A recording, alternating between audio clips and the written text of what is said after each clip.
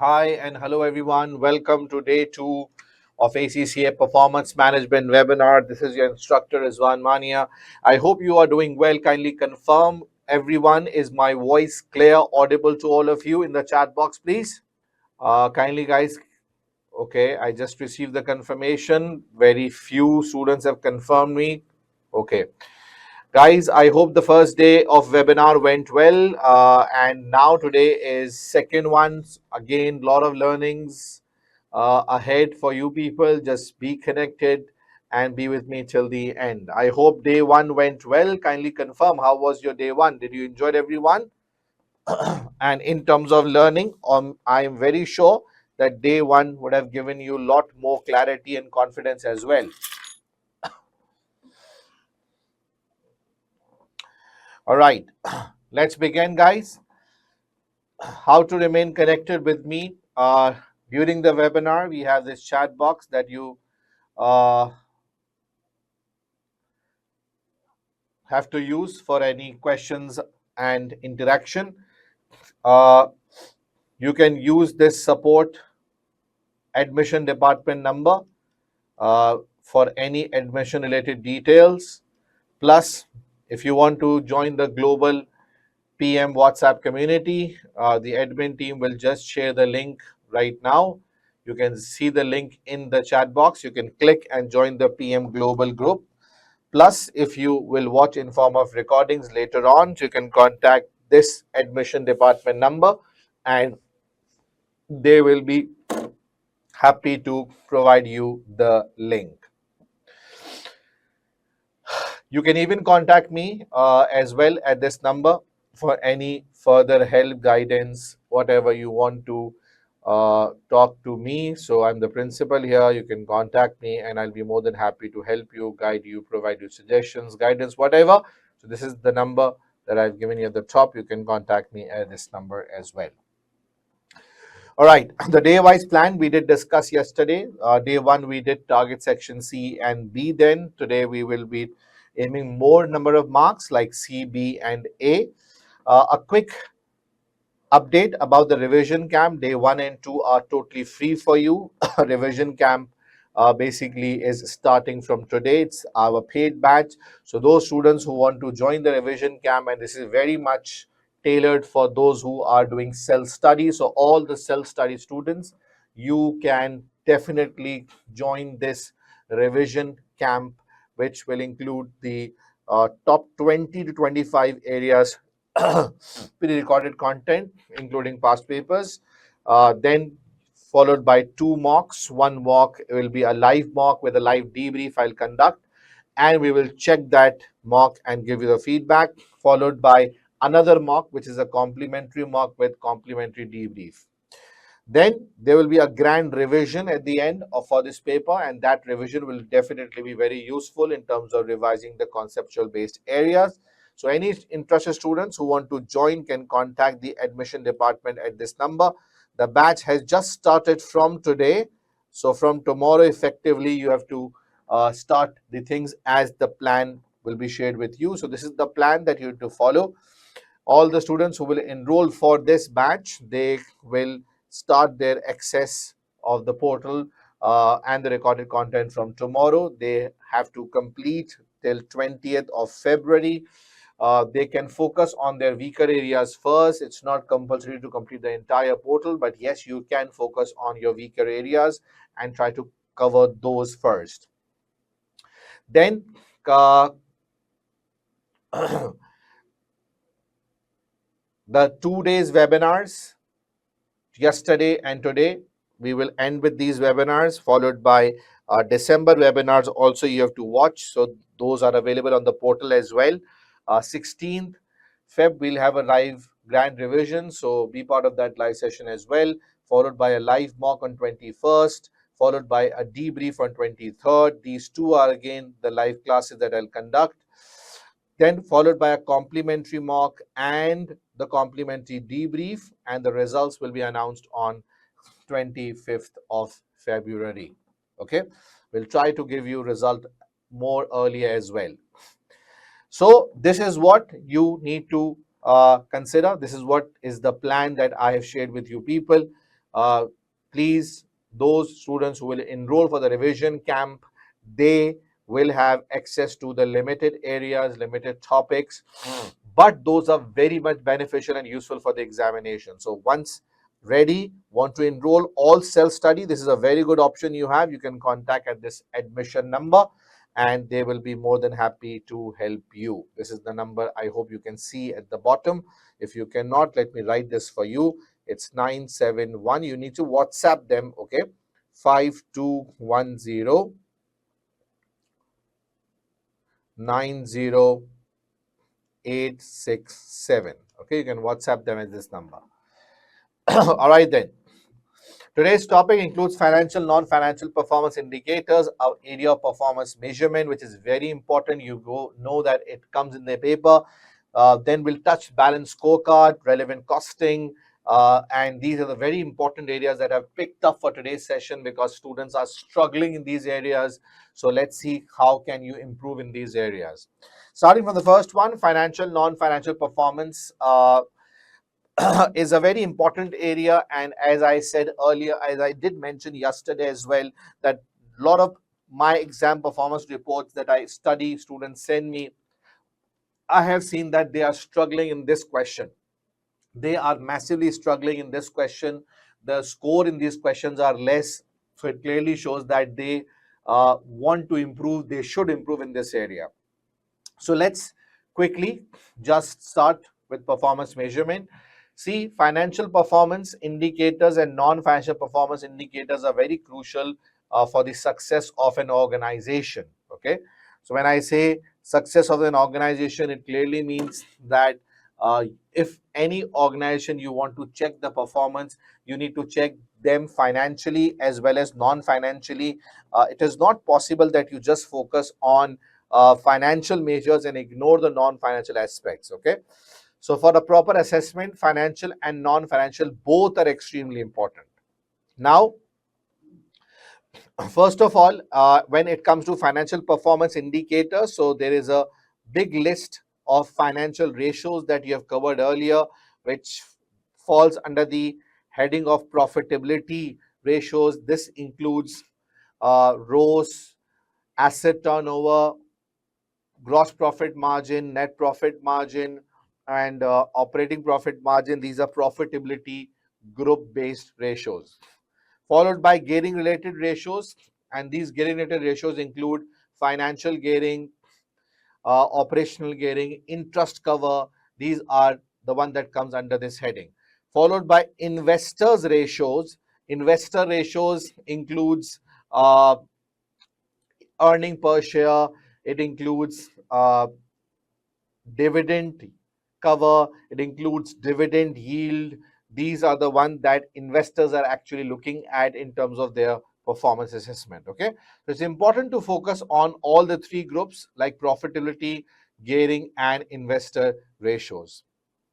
At the same time, as I said, it is very important that one need to focus on non-financial performance of an organization as well. It is not just I can focus on financials and ignore the non-financials. I need to have a balanced assessment. I need to have a balanced view. So for that, there are so many models that we will that we know by the name of balanced scorecard, building block model. These are the models that actually look at the financial and non-financial aspects both. Having said that, these indicators are known as key performance indicators, or I can call them as performance indicators.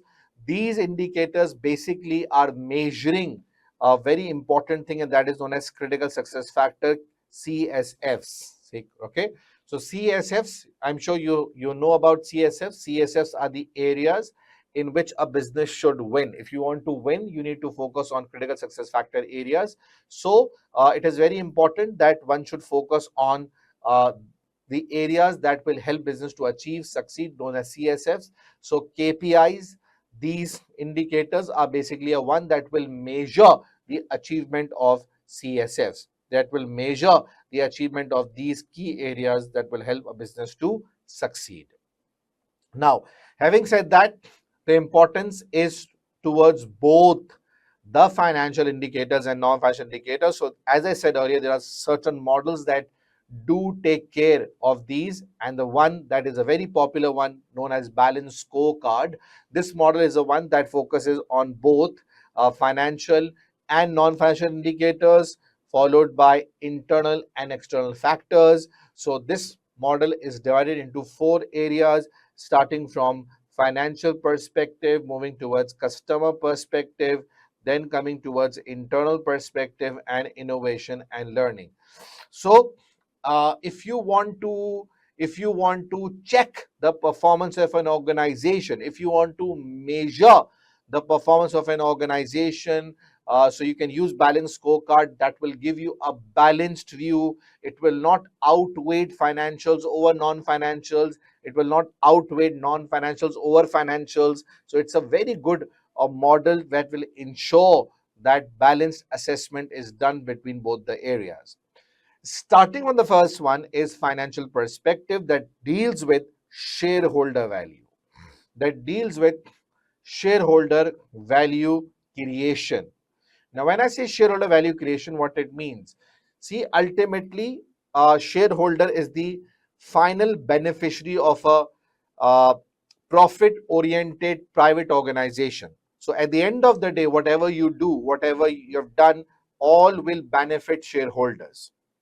So you have to check at the end of the day, you have to check at the end of the day that whether shareholders are happy or not, whether we as an organization we are creating the value for the shareholders or not. Okay, so the measures that will look at shareholder value creation, the measures that will look at the financial perspective, more importantly here, uh, could be a long list of financial indicators that is just summarized here into rows: profit margin, it could be gross profit margin, net profit margin, it could be a percentage revenue growth. So these are all the indicators that one can use in assessing whether we are achieving the financial objectives or not.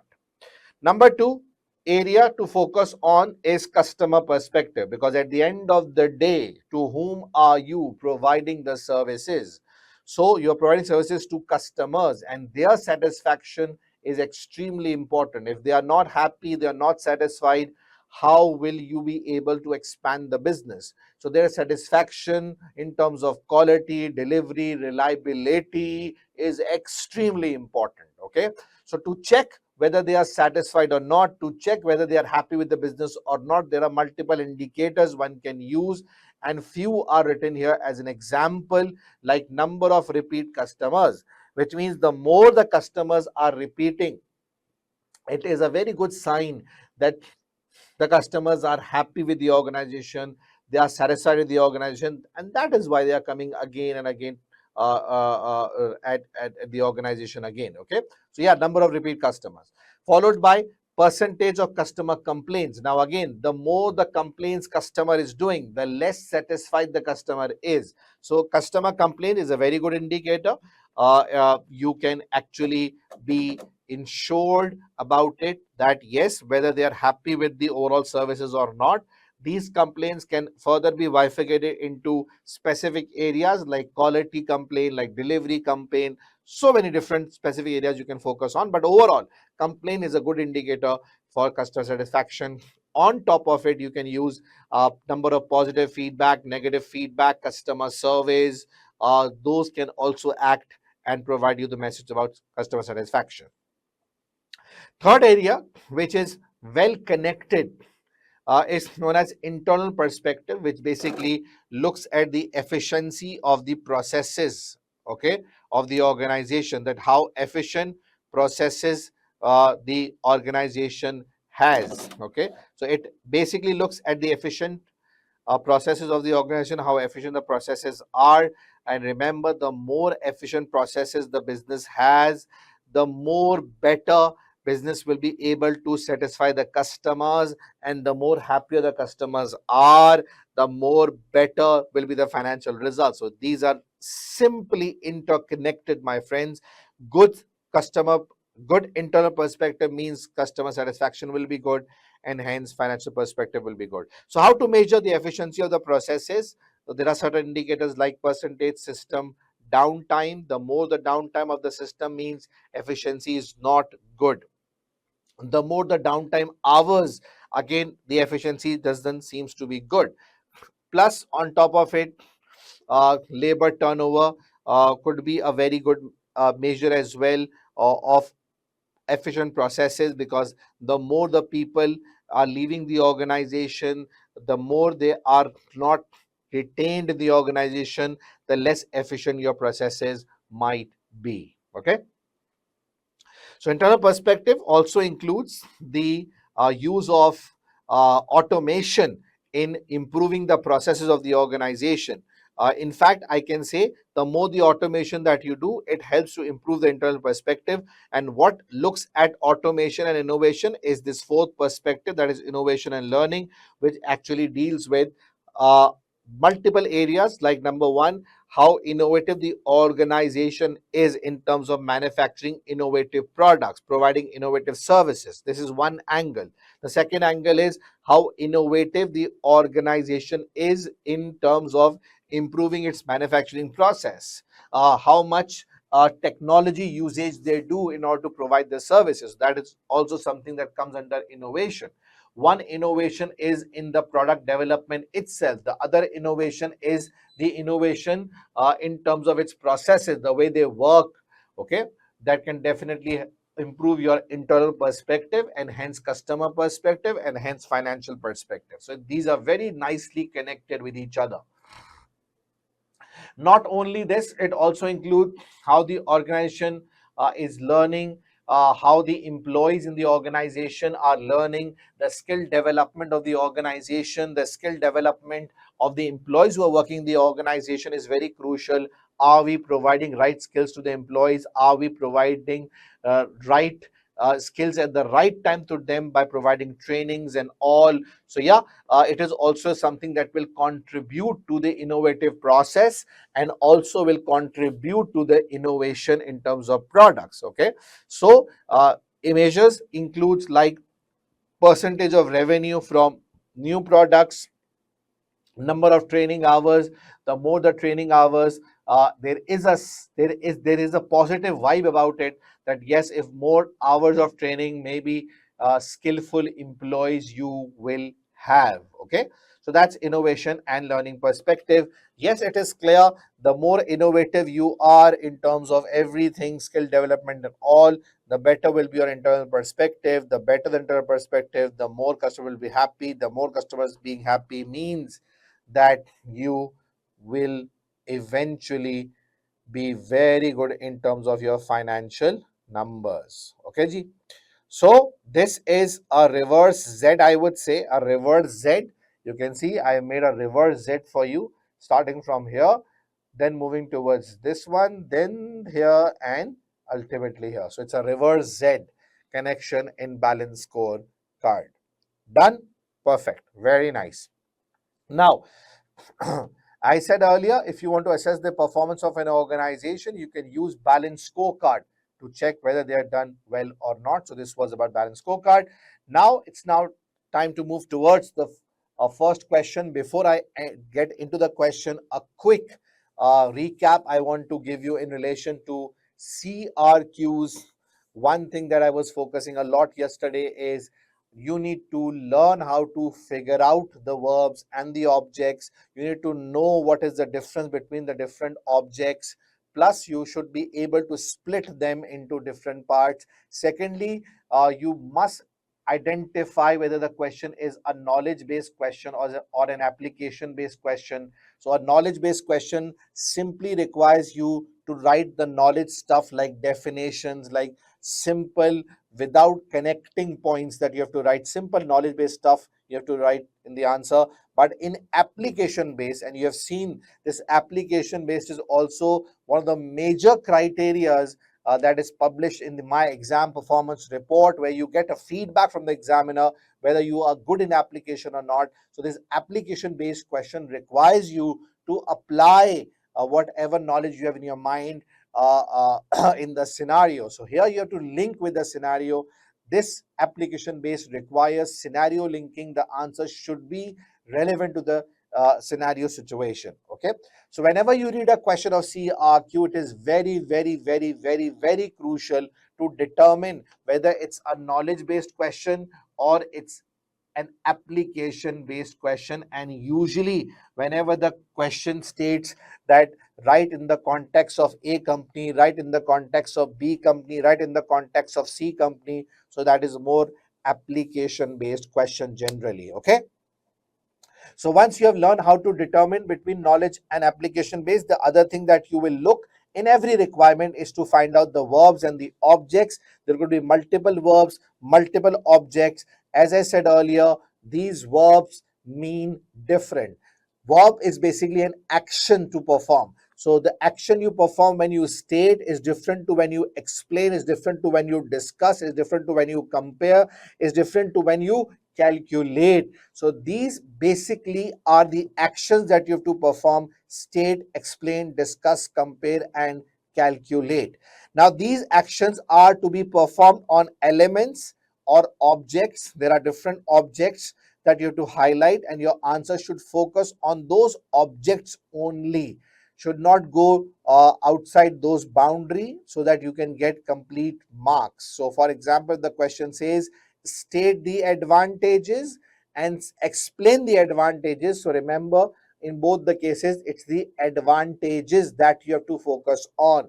It is not required to write the definition of a flexible budget or the drawbacks of flexible budget, because you will be wasting your time in going out of the context. So if they say explain the advantages or state the advantages, you have to stick yourself just to advantages first of all.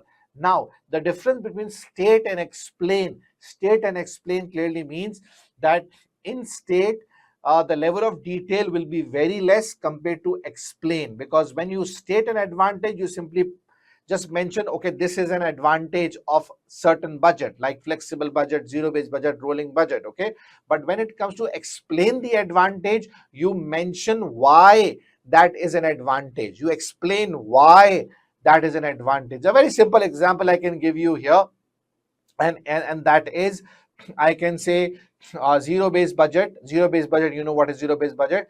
Zero-based budget ensures efficient allocation of the resources.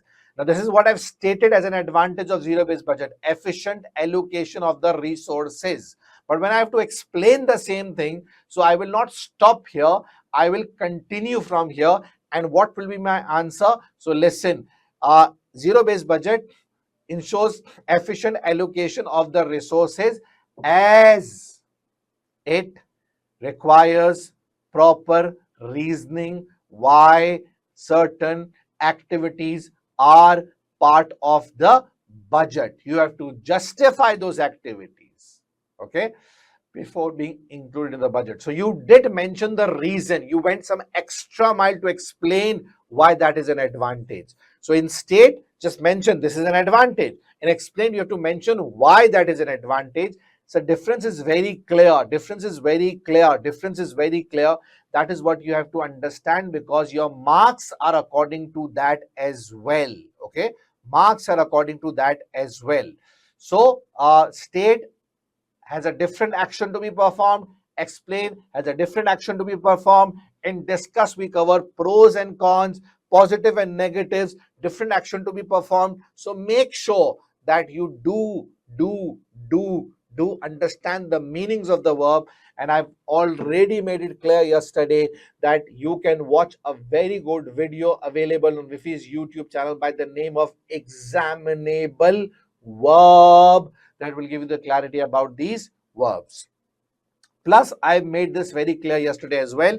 Look for extra requirement by the word and. And will indicate what extra needs to be done, what additional needs to be done. So do figure out extra requirement by the word and, because your marks are actually splitted between these verbs and objects. So if there are two requirements in one question, you have to answer both. If there are three requirements in one question, you have to answer both. In order to get complete marks in that particular requirement, it is very, very, very, very, very, very, very important that you cover both, or all the requirements that are part of that particular question. So break it into pieces, into verbs and objects. Figure out whether it is knowledge based or application based. Tip of the day for section C. So today you have some new tips. Yesterday tips were also very clearly communicated to you people. Some new tips for you, that now using a word item like a word processor in a CBE, it is very important that you just plan the answer properly. Just plan the answer properly. Like for example, you can plan certain bullet points. This is what I need to write. A small planning initially for the narrative questions, the theory based questions and CRQs makes things better, organized and timely for you. So a good planning, a simple thought process to run at the start. I'll show you how that helps you to plan properly and you can then execute it according to the plan. So a good planning at the initial phase will help you to make sure that you are performing this on a timely and easy manner. Number two, make sure you answer what the question set requires you to answer, not the one you know. And this will be done once you know the verb and objects. So the better you know verbs and objects, the better you know about verbs and objects, the better you know about verbs and objects, the more correctly in the right direction your answer will be. So these are two tips for you. Write what is asked, not what you know. Okay. Number two is very crucial, and that is plan the answer for narrative part CRQ so that you can complete it in a timely and in an easy manner. So I think that's enough for the tips side. Again, do remember the last day tips given for section C. It's now time to move towards our first question for today, a narrative one, and that is CRQ. Get ready, everyone. Let's move towards that question. All right. So here we are at the question. Klen Company. A simple process, as I always do. I read the requirements, bifurcate it, read verbs and objects. Using the performance measure given in Klen Co's balance scorecard. Oh, this is part B. Sorry. Okay. Okay. Now, this is the first part. Let's read the question. Using the template provided, calculate is the examinable verb, my friends. Performance measures for the year ended 30th June 20x5. So, the object is performance measures that you have to calculate and the prior year figures for the year to 30th June 20x4. So you have to work out both for 20x5 and 20x4 using the template. Template is already given to you. So the template is very much clearly available. Here is the template, I feel. Yeah. Okay. So you have to work out these things. It's very simple. We'll do it once we come back. The next requirement is using the performance measures given in the balance scorecard. So performance measures given in the balance scorecard. Okay. I will read here. I don't know. Here it is, I think. And your calculations from part A. So I'll perform certain calculations in part A. Analyze is the verb. Analyze is the verb. So you have to do analysis. The performance for the year ended 30th June 20x5. So the verb is to analyze. What to analyze? Performance of the company. And this will be done using the balance scorecard measures that are given in the question and the calculations that you will do in part A. Done? A maximum of 3 marks will be given for additional calculations performed during this assessment. If you do some additional extra work, it's a 15 mark requirement. If you are able to crack some more calculations, 1 mark each, which means 3 calculations, so you also get easy 3 marks, which means you just now are left to score 12 out of 15 because 3 you can grab through calculations. Okay. I think that's enough, 2 requirements. It's now time to read the scenario, and reading and highlighting is very important. So I want people to concentrate uh, here so that you are not missing any opportunity, uh, and you grab the marks completely. Okay. So I would say this requirement is a one that is of 20 marks, which means 36 minutes you have. So 36 minutes you have to spend very wisely, okay? Very wisely, which means you maximum should spend, maximum should spend, I would say like 8 to 10 minutes reading the scenario. Maximum 8 to 10 minutes reading the scenario. A good scenario reading will always help you to mark things, okay? So 8 minutes, just keep standard in your mind. Maybe maximum 10 minutes to read the scenario, and the rest you should spend on the calculation and the narrative part. Okay, so let's see.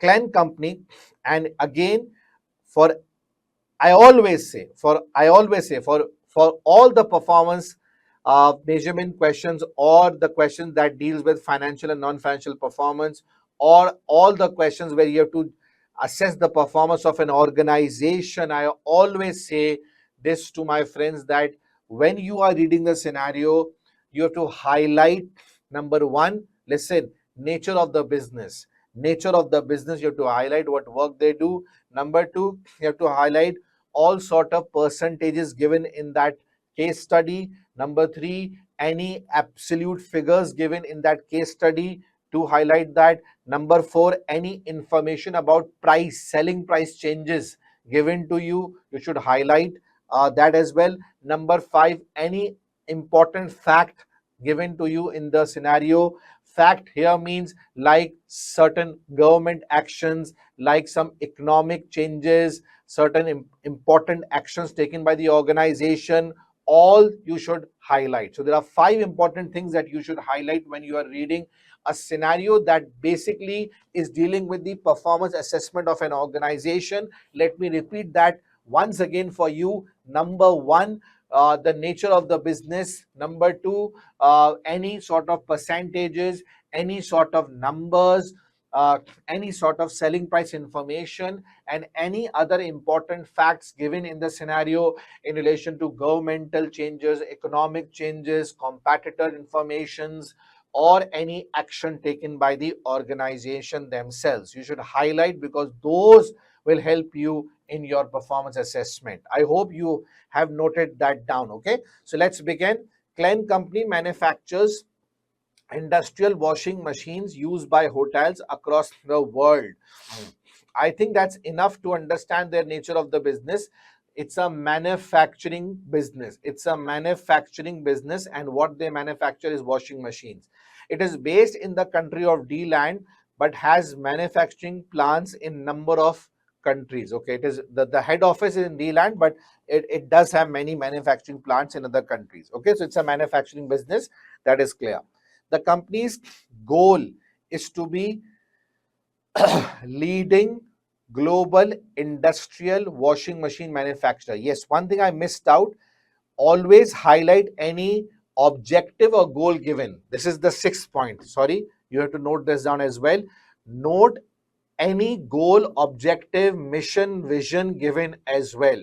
I repeat, underline any goal, objective, mission, vision given, because that is what the company wants to achieve, and we have to see in our performance assessment. We have to judge in our performance assessment whether company is going towards that objective, achieving that goal or not. See, rectifying the answers, learning the sample answers that many tutors provide, or learning a sample case is not enough.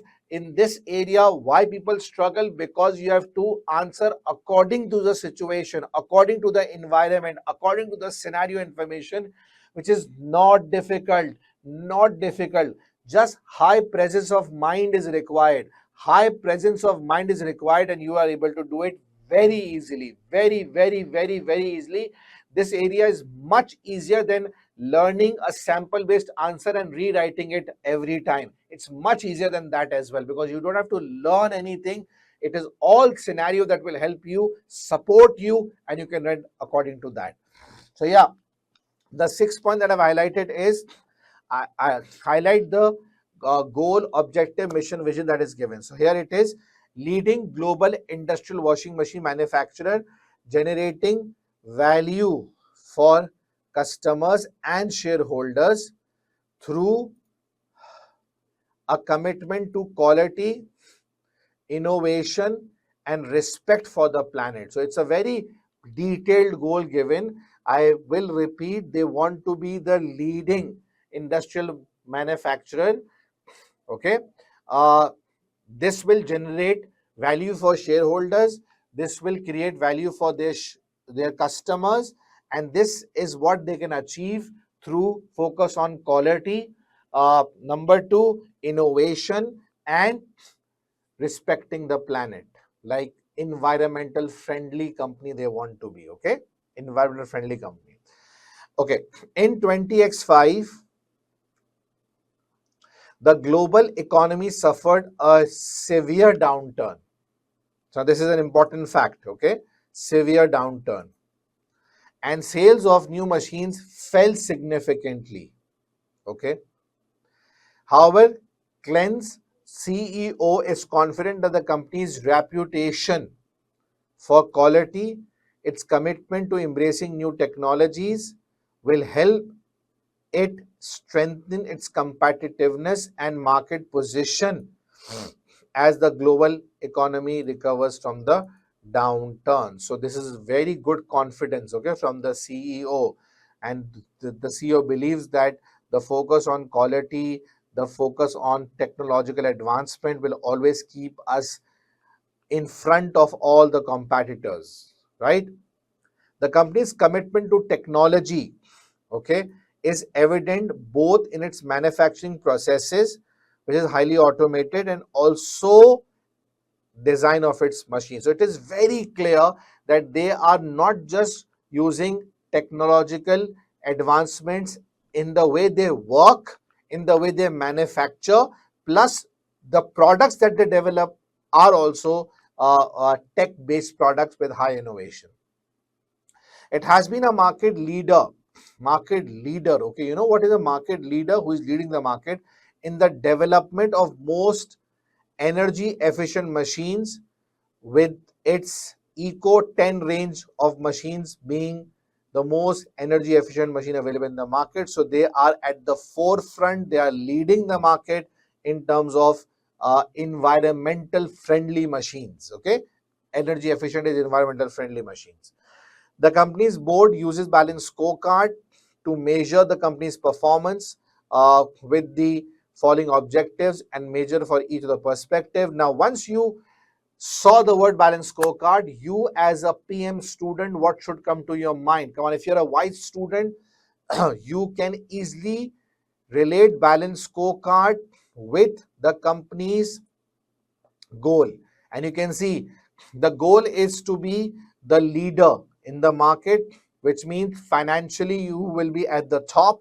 Okay, you want to help, you want to create value for shareholders, that financial perspective. You want to generate value for customers, that is customer perspective. You want to improve your you want to focus on quality and technology, which means innovation. So you want to focus on internal perspective, make it more efficient, and innovation and learning is what you're targeting.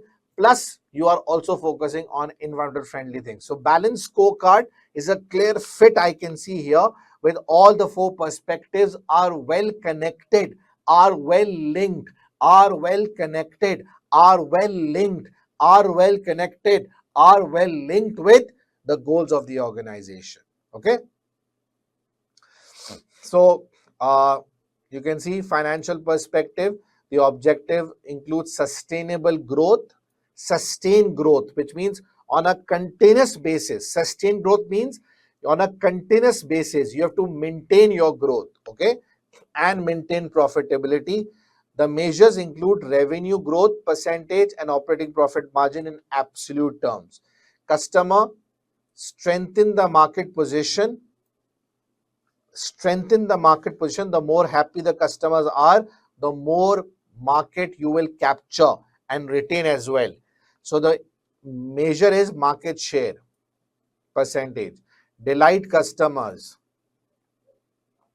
Personal customers who recommend Klen Company. Internal business process. Reduce machine downtime. Machine downtime hours is the measure. Reduce defect rates. Defect rates. Percent of machine manufactured with defects. Innovation and learning. Increase productivity. Average output machines per employee. So yeah, good training can improve it. Innovation, tech-based process can improve it. Promote innovation. And the indicator is how many machines that they are made are environmental friendly, energy saving machines. Summary of the performance information is given to you. Okay, and you can see here revenue, operating costs excluding depreciation. Then you have depreciation available. Non-financial information includes average number of employees, machine manufactured by Klen Co, of which traditional machines are given to you and the eco-friendly are also given to you. Uh, on top of it, you can see downtime, machines with defects, and personal customer who recommend Klen Co. Total global revenue from new machine sales in the year 30th June was 1.6 oh 1.6 1,634 million. Wow. The corresponding figure for the year to 30th June was 1,815,308 million. Okay. Downtime measures any time when production is stopped either due to technical failure, maintenance, or unavailability of input materials and labor. Machine with defect means the number of machines manufactured in the year which have had defects reported by the customers within 12 months of buying them. Industry figures for both 20x5 and 20x4 show that on average, customers reported a defect is 1.33 for new machine within 12 months of the buying. This remained figure largely unchanged in both the years. So a lot of valuable information is available to me here, and I think very much systematically one can handle this question. If you are smart enough, if the basics are clear in your mind, you can easily handle it without any problem. And let's now start with the first part, guys. The first part, there is a format given to you. You just have to follow this format, and considering the format, you'll be able to answer for 5 marks very, very, very, very, very quickly, I guess, without any issue and problem. So let's begin, guys. Are you ready? Okay. If you look here, so this is the format available to me. Certain things are already there, certain things are not available, no issue. I can work out those without any problem. Okay. So first of all, starting from the first one, I guess, is operating profit. Okay, operating profit, I can work out. The data that is available to me in the question is reasonably good enough to work out revenue, operating costs, and depreciation. So the question is, in calculating depreciation, in calculating operating profit, do we deduct depreciation? The answer is yes. Okay, so let's do it. 107,209 is the revenue for 20x5 minus 88,669 is the operating cost excluding depreciation. minus 10,390 is the depreciation itself, and the operating profit is 8150. Similarly, 117,995 minus 99,528 minus 9785, and this gives you 8682. So I think that's pretty much clear and no issue as far as this is concerned. Uh, okay, great. Okay, so I worked out this operating profit, right, everyone? Number two, customer perspective includes market share. What is the formula of market share? Very simple. The company's revenue in relation to the total revenue of the industry. So the company revenue is 107,209. I will divide this with the total revenue is given to me here, which is 1600,134, and I will get the answer of the market share here, which is in terms of percentage. If I just keep it to one decimal, so this is 6.7. Similarly, for the next year or previous year, I can do this.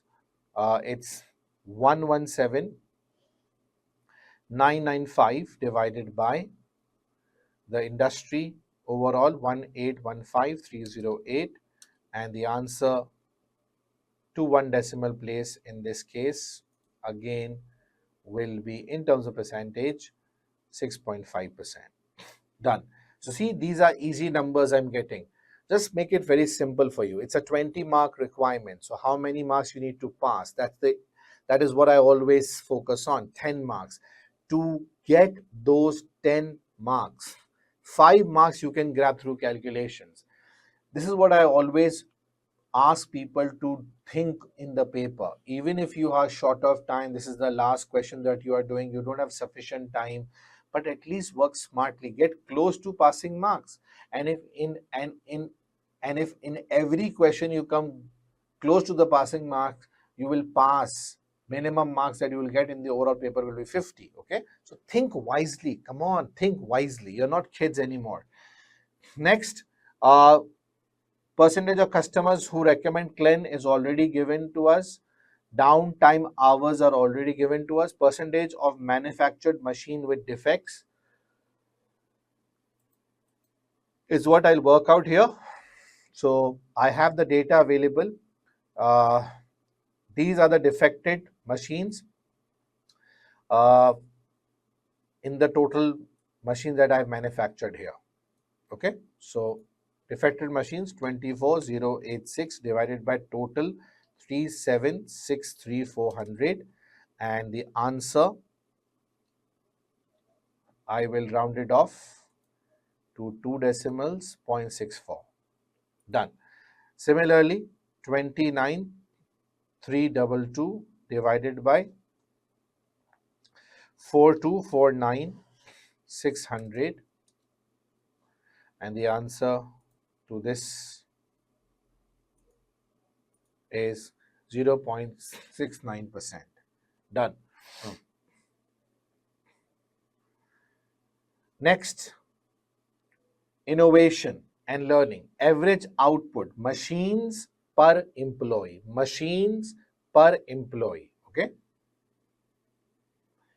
Machines per employee. So, machines per employee.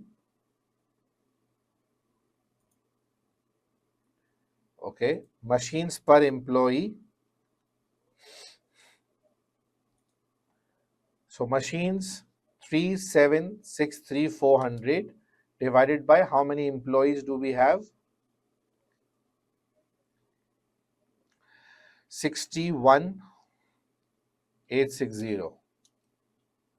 Okay. So it's 60.83, so many decimals. Let's keep this to one decimal place. Maybe 2 decimals. Okay. 42,49,600 divided by 71,200.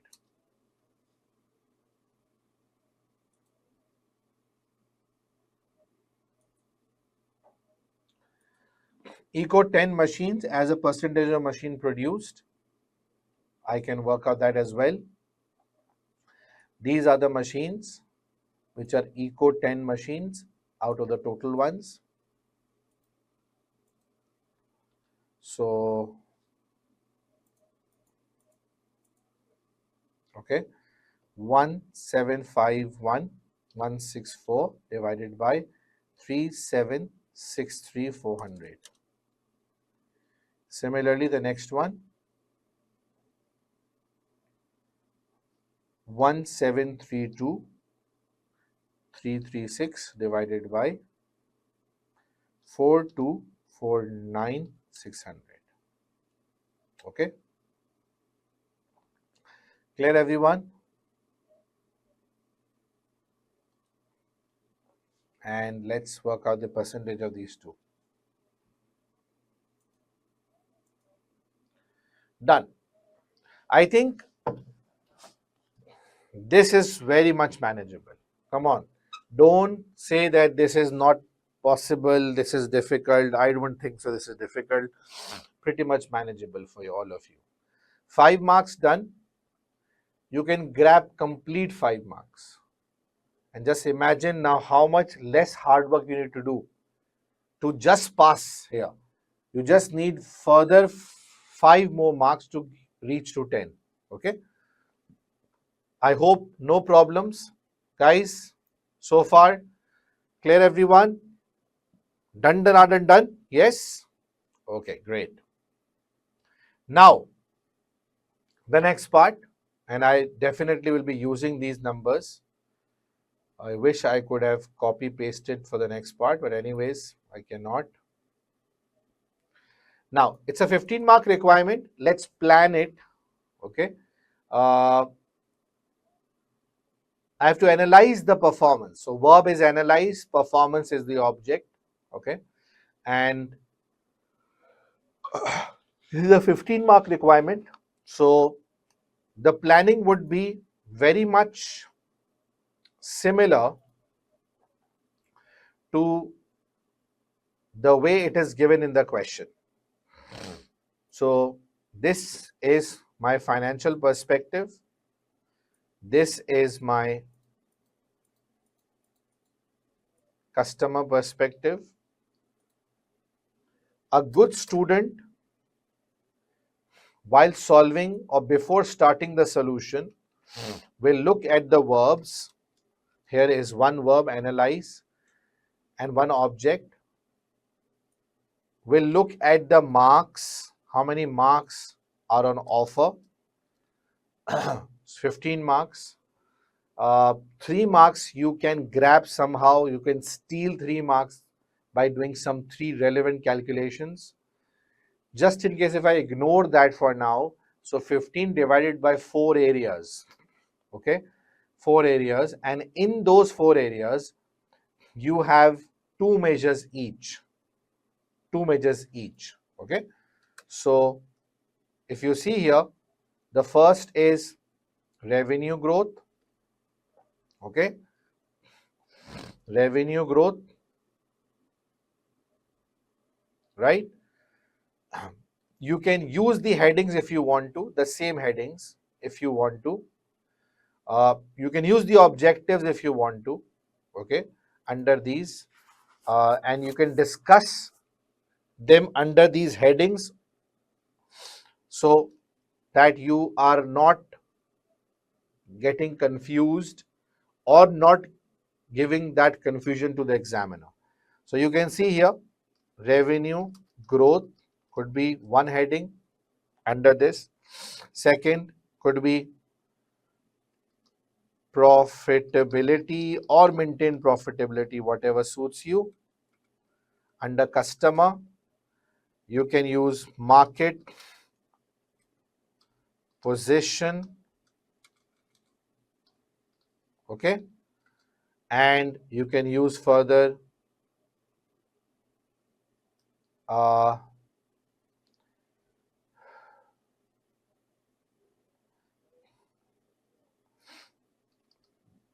delight customers. If you want, you can use the same words or you can use the name of the ratios. All these will not matter. Under internal business, you can use the machine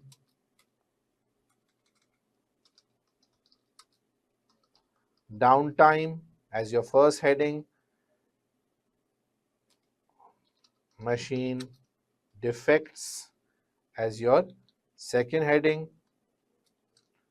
then innovation and learning,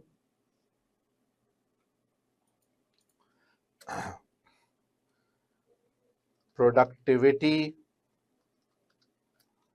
and innovation. So a good student, remember, especially for questions like these, narrative parts, the best way to plan is to look at the verb, the object, the marks, and the headings if possible to plan out. Okay, the headings if possible to plan out. So these are the headings and subheadings under which you will be presenting your answer. Uh, Under each heading, I say 15 divided by 4. So approximately you have 3.5 to 4 marks per area. In that, you have measures, two measures, which means even if I assign 4 marks to them, so 2 marks for one major, 2 marks for other. So it's a very good simple bifurcation. You know that you have to write for 2 marks each approximately here in order to grab marks and complete the solution. Okay, so that's it. See the planning, 15 divided by 4, so approximately 3.5 per area, I would say. 3.5 divided by 2, 1.75 for revenue growth, 1.75 for profitability, 1.75 for market growth, 1.75 for derived customers. So very much manageable, very much manageable. You don't have to be too much pressurized about it, and you can focus right to the point, assess things and move on. So it will also give you clarity about the level of detail you have to go into. Okay, done. Should we start? Yes, we should. Now let's begin first with the first thing, and that is revenue growth. Okay, so for revenue growth, what numbers do I have here that I can use? I'll go back. 9.1 is negative growth. Last year I don't have. So I'll start with this one. You know the rule, CCD. CCD means what? Calculate the ratios. I've done that. Comment, is it good or bad? Okay, achieving the objectives or not, good or bad, and the reason if you can come up with, maybe, that is what you have to follow. Okay, so let's begin with this.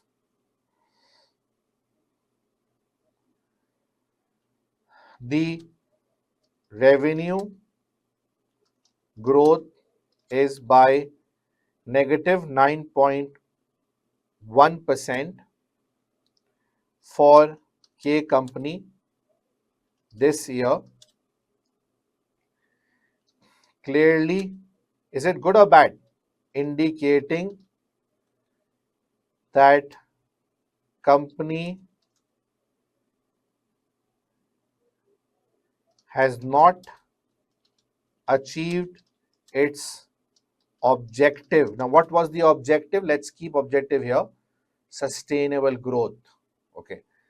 Achieve its objective of sustainable growth. So the performance on the first outlook is not good, okay? That they fail to maintain their position, their presence in the business, right? Okay, and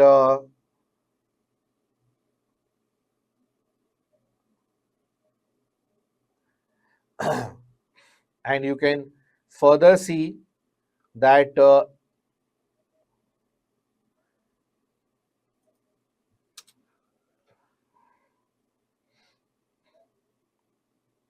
that this decline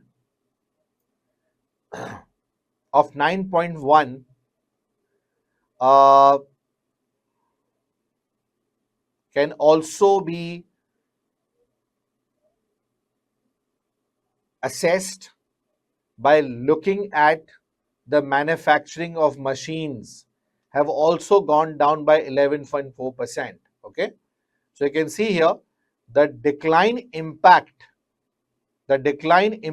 you can further assess on the manufacturing of the machines, which has gone down 11.4%. So the manufacturing of machines went down, obviously the revenues went down, and we will come to the possible reasons for that as well. So I will further add this here.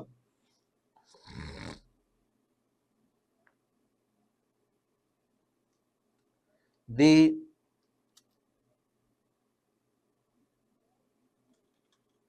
this reduction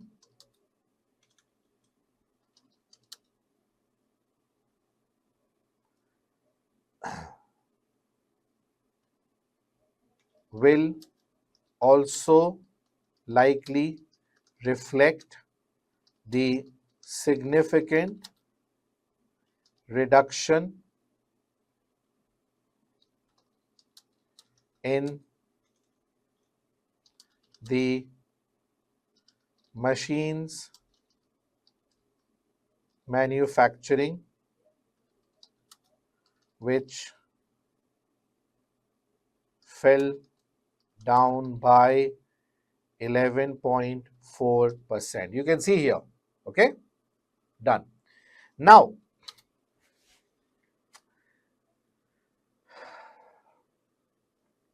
in the context of the overall business environment, and if I can relate something valuable from the scenario, I would love to do it. This plays a very significant reason for the downturn, severe downturn. Now Klen Company seems to be a victim of overall economic downturn. This reduction can be explained by considering the overall severe downturn in the economy. Link with the scenario, economy. Okay, so you can see here the economy is going down. There is severe downturn. And are you getting any additional marks for any additional calcs you do in your assessment? Yes, you are. So I can do one calculation here, which is something that will not only comfort me, but also will give me one additional easy number. And what is that? I would love to see if my business revenue has gone down by 9.1%. I would love to see that how much has been a fall in the overall economy business. So for that, I'll do some calc here and we'll grab one easy number as well, along with a good relaxation for me. You can see in note number 1, the overall 30th June 20x5 revenue global level was 1600, 134 minus the previous one of 1815, 308. So there was a decline in the global revenue. And if I convert that into a percentage change, so I will divide this with 1815, 308, and this gives me a satisfaction percentage of 11.9% fall in the global revenue. This is an additional calculation I did. So I'll enjoy 1 mark. This is a top-up mark. This is an easy mark. This is my easy number that will make my life easier. Already I took 5 earlier. 1 adding to it makes 6. Very close to my first target of getting to 10 marks. Not at all difficult. PM is not difficult. You guys have made it. Because of lack of practice, lack of confidence, weak basis, you have made it difficult for your life, for yourself. So you can see 11.9%. Okay. So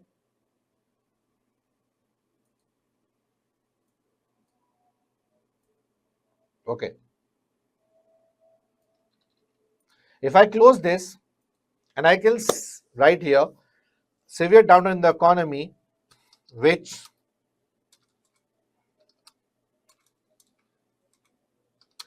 this can further be examined by considering the fall in overall sales by 11.9%. 11.9%, 116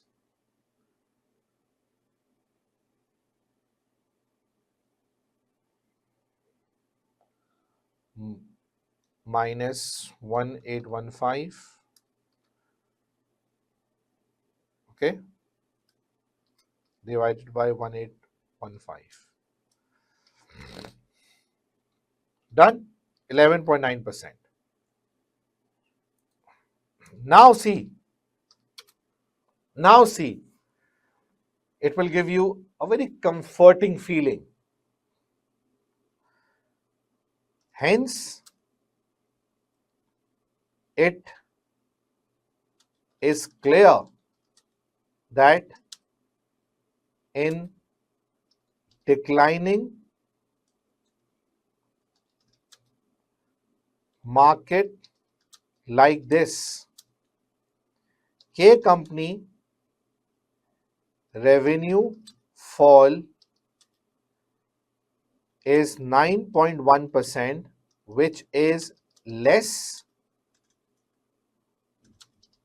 than the overall fall in revenue by 11.9%. Does this give you some sort of relief and comfort? Yes or no? Yes. It should, man. It should. Hence, it seems K company has performed well in declining market as it was the CEO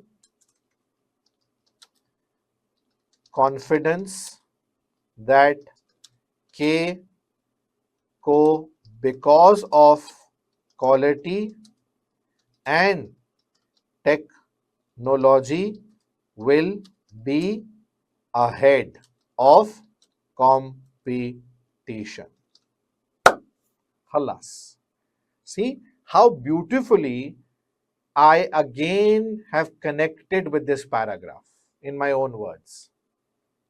And it was very clearly mentioned by the CEO that we will be ahead of the economy even in this economic downturn. I am very sure The paragraph that I just wrote here will easily give you 3 to 4 marks. 3 to 4 marks. 3 marks minimum. 1 mark for the calc, 2 mark for the theory that you wrote. 3 marks minimum. And you are now close to 9 marks, including the first requirement. So is it difficult? No. This is manageable, provided you are ready to manage it in a proper way. Done? Khalas? Easy? Very easy. Does it require any bookish knowledge? Nothing. It is all practical based. Very easy. Why you guys get frustrated in the paper? Why you are like, we cannot write what, we are not sure what to write? Understand it. Is it a very difficult language that I'm speaking today? Nothing. Okay. Now comes operating profit. Operating profit. Okay. Profitability. Even I can do some extra calculation to gain my marks. Operating profit is given to me 1815 and 886. I can work out the percentage change here. So let's work out the percentage change. Recent minus previous divide by previous. And in terms of percentage, if you see 6.1% decline in operating profit. Okay. The profit has gone down by 6.1%. Okay, let's write this one. Grab easy number. Profitability. The operating profit has reduced by 6.1%. Okay.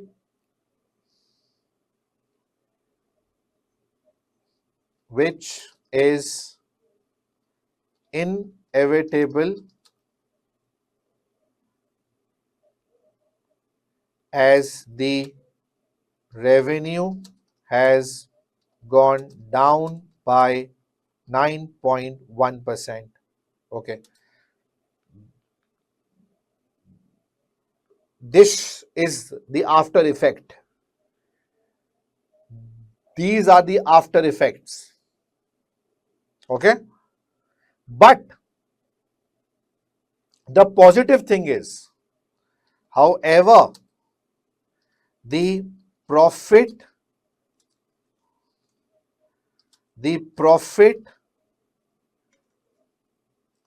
decline is lower compared to revenue decline. Now, revenue has gone down by 9, profit has gone down by 6. Why? Why? There is something hidden in this one. What is that? What is that? What is that something that is hidden? If revenue has gone down by 9 and profit has gone down by 6.1%, there is something that is hidden inside this. Okay, let me confirm this. Very simple. As it is evident from operating profit margin as well. Now I'm doing one more calculation to grab easy numbers. I'm very wise, I'm very sharp, I'm getting very tricky here. I'm grabbing easy numbers, extra marks. I can work out operating profit margin here. Can I? Yes, I can. How? How can I work out operating profit margin? Very simple. Operating profit margin. Okay. This is the operating profit I have, 1815 divided by the revenue figure, 107209, 7.6. Same, this divided by 117995. Okay, let's have a look in terms of percentage to two decimal places. Wow, shocking, shocking.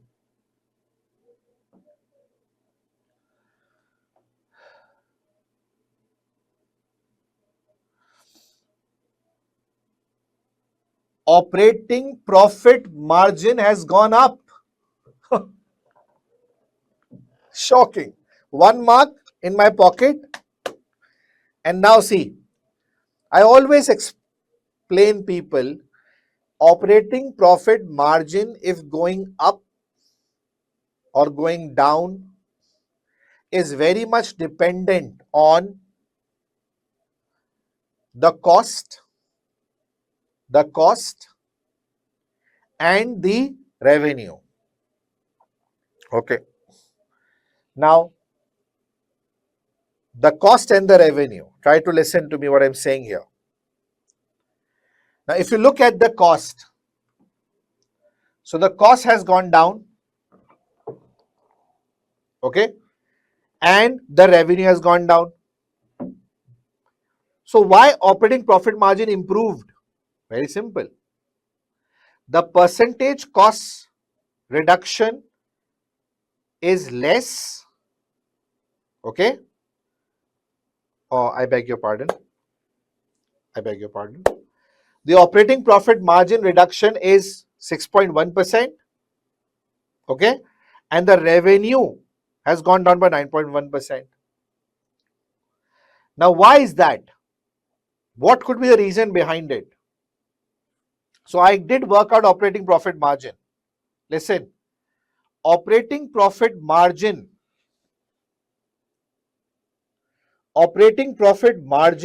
has gone up slightly. So whenever you want to gauge the reason behind improvement in operating profit margin, listen, whenever you want to gauge the improvement behind operating profit margin, there are two factors. Factor one, the revenue percentage change should be compared to cost percentage change. The revenue percentage change compared to cost percentage change. Okay. What do you mean by that? Let's look here at the cost side.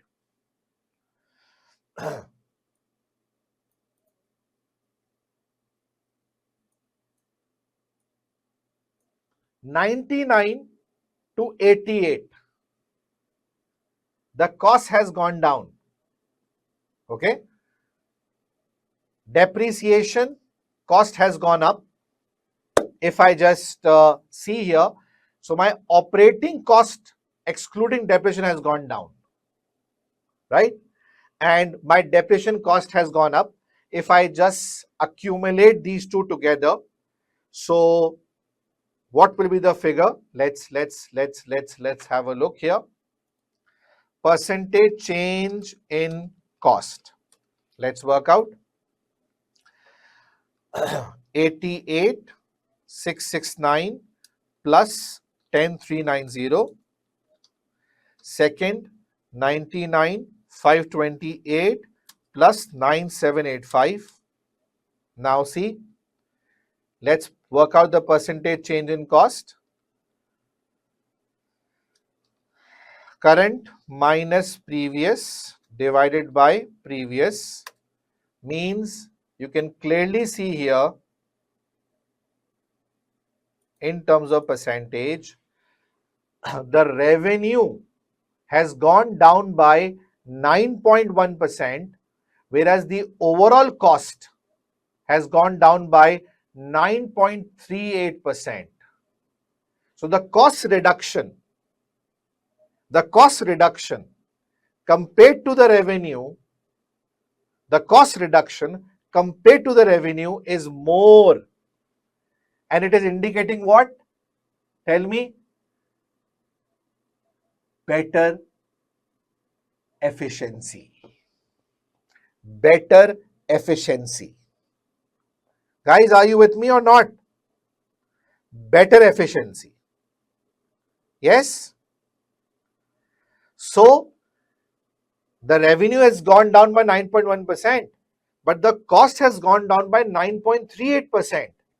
More reduction in cost indicating better cost efficiency, and because the cost has gone down by a greater percentage to the revenue, that is why your operating profit margin has slightly improved. And that is why, I'll come back to the main point, and that is why the operating profit reduction is less than the revenue reduction. Understood? So you can see here, I hope all these numbers are very clear to all of you. The profit decline is lower compared to revenue decline, and it is evident by operating profit margin as well, which has slightly improved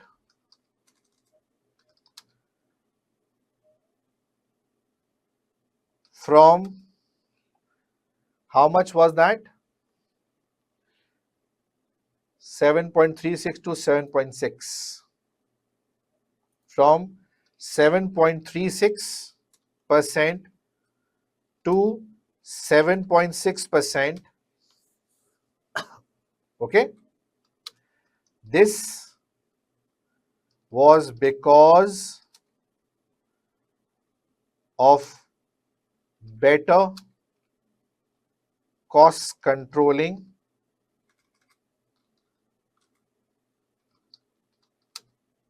This was because of better cost controlling, as the cost reduction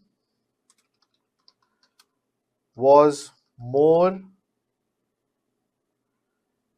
compared to the decline in revenue. Okay, 9.1%, and I think the cost reduction percentage that I worked out was 9.38%. Guys, are you with me? So remember always, any profit margin improvement, basic reason will be to compare the revenue with the cost change. And here you saw a cost reduction is more than the revenue reduction, hence your profit margin went up. Okay?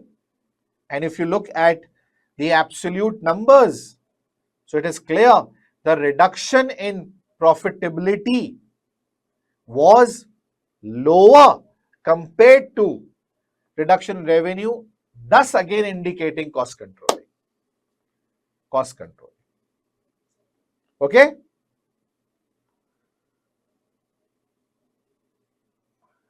Done? So I'm using the numbers and assessing here. Clear, everyone? Okay? This cost controlling was obvious in the area of operating cost excluding depreciation.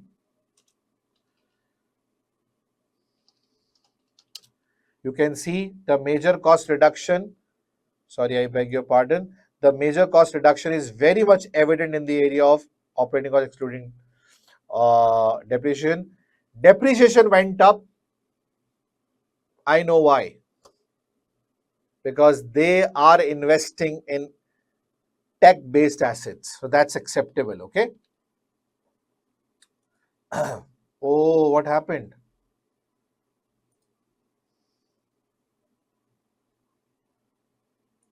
Oh, thank God. Okay, so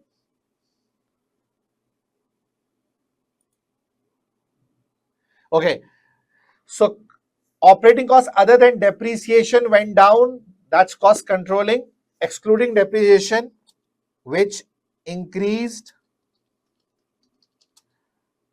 may be due to investment in tech-based assets. So they are investing in technology, you know that. Committed to technology. So that's why depreciation is going up, but overall cost reduction is there for sure. Are you with me, everyone? Yes or no?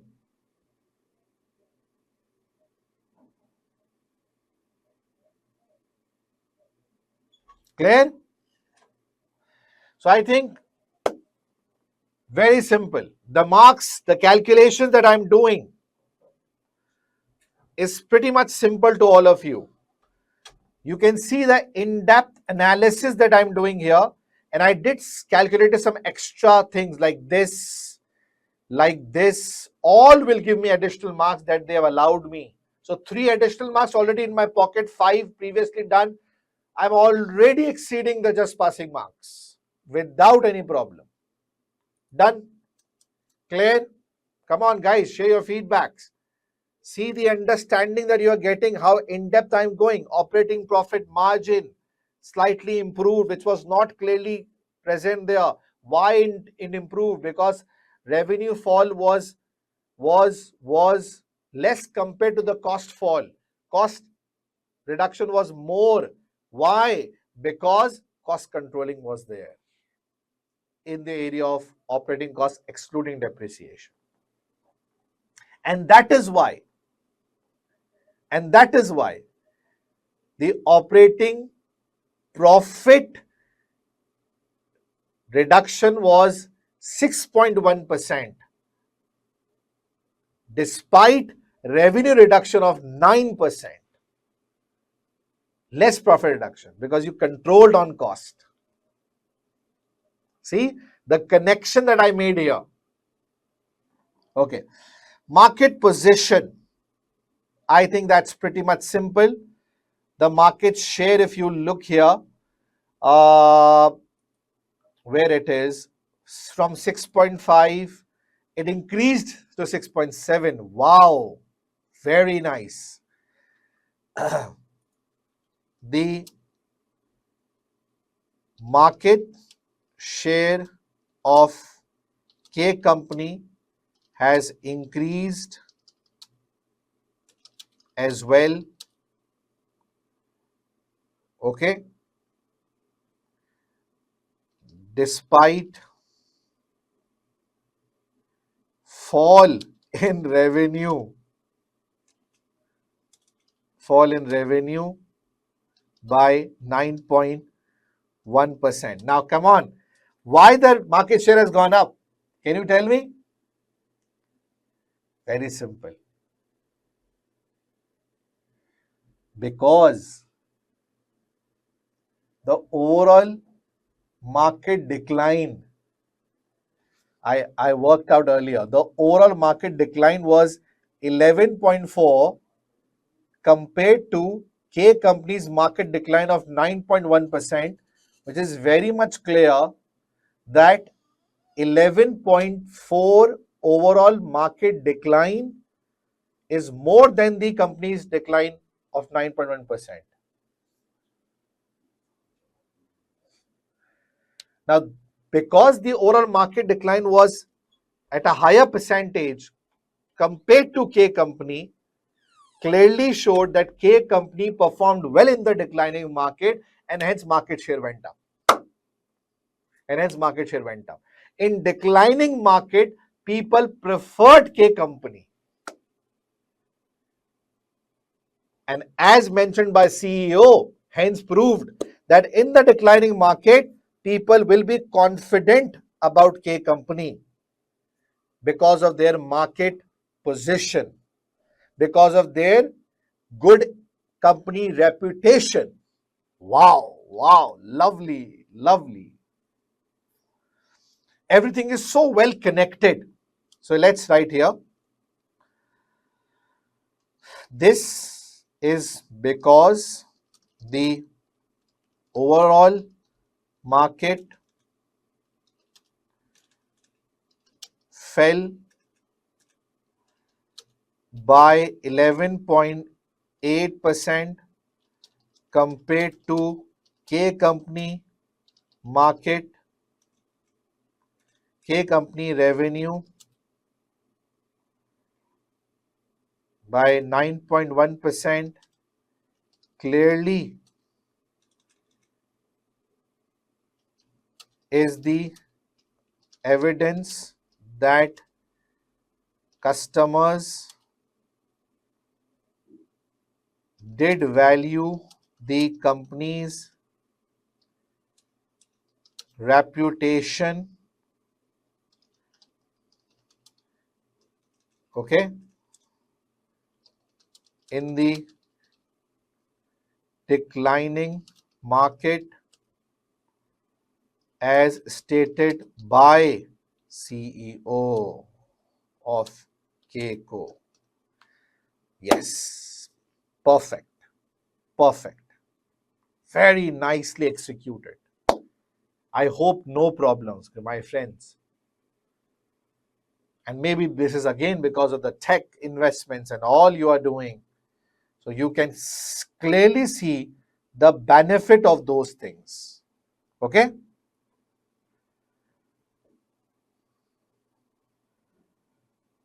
Right, everyone?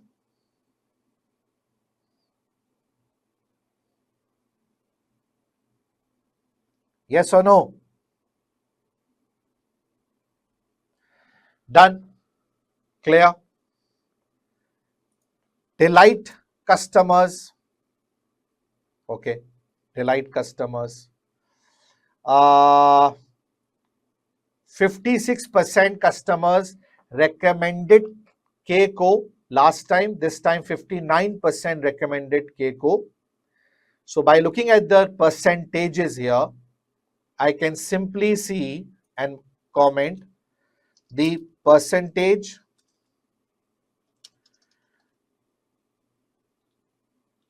recommendation of customers for K Co has increased from 56% to 59%, clearly indicating good sign for the business, as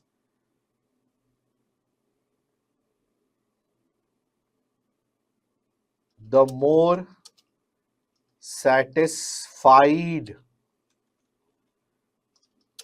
they will be, the more they will recommend K Co to others. Is that right, everyone? Okay. However, it should be noted that 41% recommendations were not in favor of K Co. 59% recommended. So 41% recommendations were not for K Co. You have to remember this as well. Let's look at both the perspectives, okay? 59 plus 41 makes 100%, okay? Co, which needs to be investigated as to why these recommendations were in favor of competitors. Done? Alas. But overall, comparing with the last year, the recommendations have gone up. Are you all with me, guys? Enjoying? Is it becoming simple? No? Done. So approximately, I feel from financial till customer, I'm able to score 8 marks to 9 marks.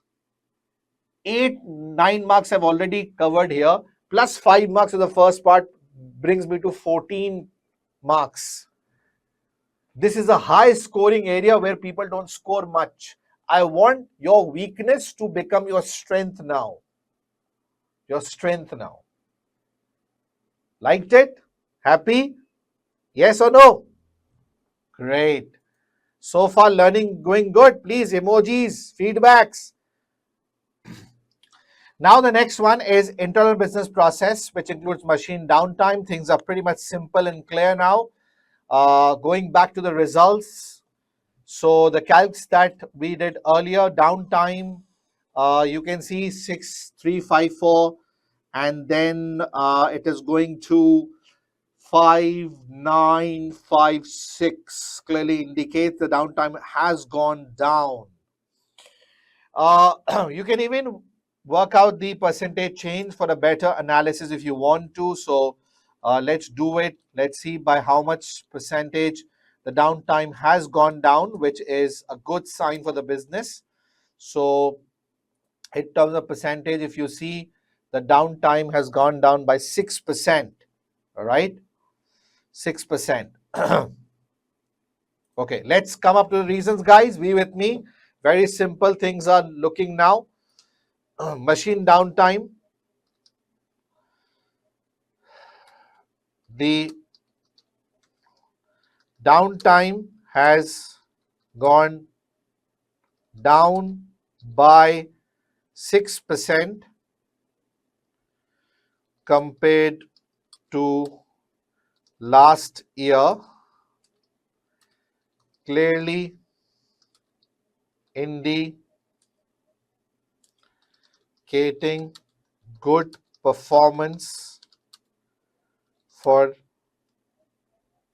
K company. This reduction will further provide evidence of, now what is the reason? High tech, highly automated manufacturing process. Okay, you can see here commitment to technology is evident. So it's a very clear sign providing evidence of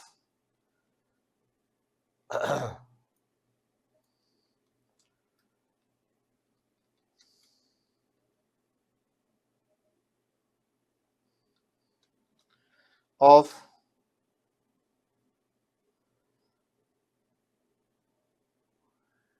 tech-based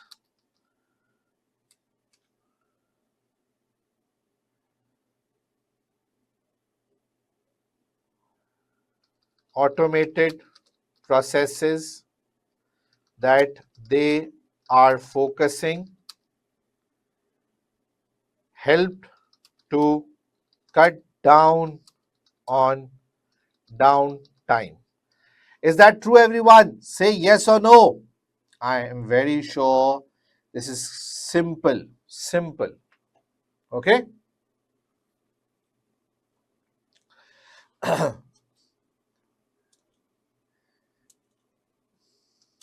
This, let's connect with another NFPI. This investment was also obvious considering the depreciation expense. In fact, this was not an AFPI, this was a part of information, but you can connect obviously. Depreciation expense is clearly evident. There is an increase in the depreciation expense, and tech-based things are being used that help to cut down on downtime. Very simple, my friends. Next, machine defects. Machine defect percentage, let's have a look here. Uh,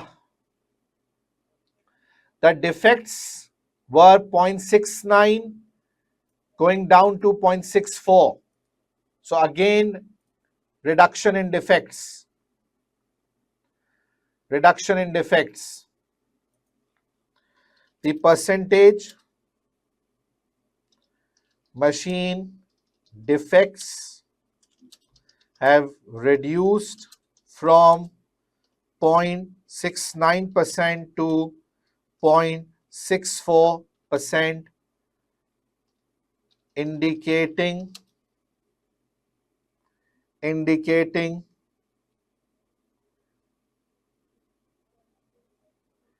good performance for the business, as less defects will increase customer satisfaction. My friends, are you with me? Say yes or no.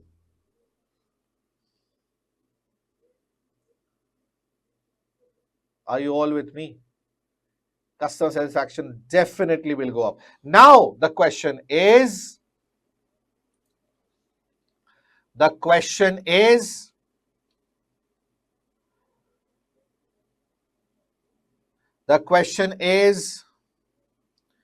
what resulted in this betterment? So I can simply say,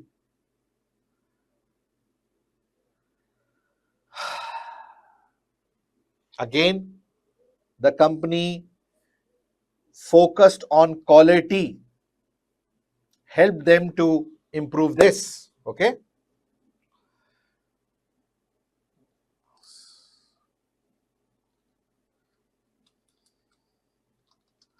Okay.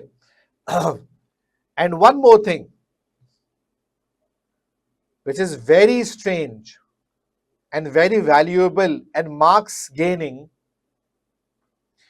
is the defect rate of industry. 1.33. In industry, the defect rate is much higher than K company of 0.64.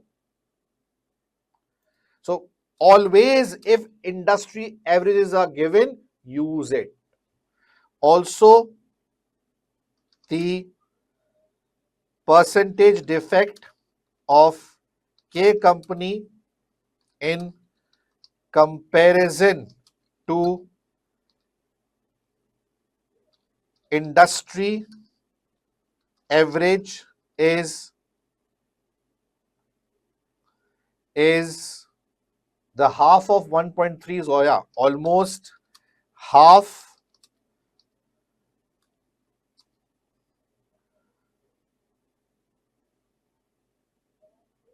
Almost half as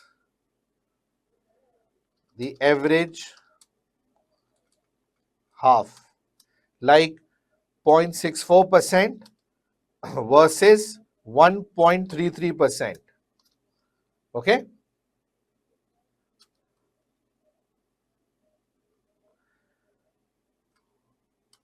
Thus indicating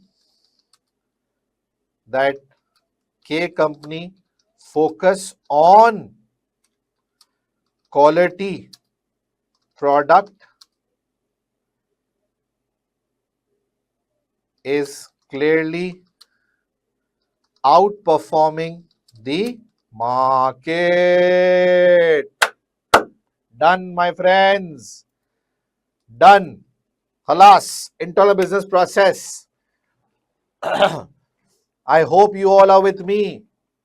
You are with me and are also understanding that this is very much manageable, doable. Innovation, learning, productivity. Let's go back to the results. The results of productivity show that average output machine per employee from 59.69, it went up to 60.84. Okay. So again, let's have a look. Is it better or not? Come on, tell me. The output per employee has again improved from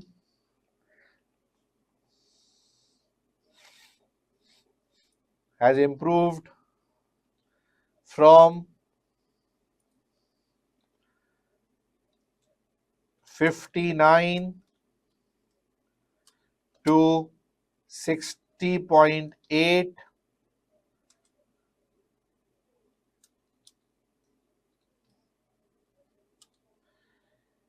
indicating favorable results for K company. This improvement is despite the fall in machine overall reduction, okay, by 11.4%. Is that true? Yes, I think the machine overall production went down by 11.4%. Still, you can see here, still this is better. Okay.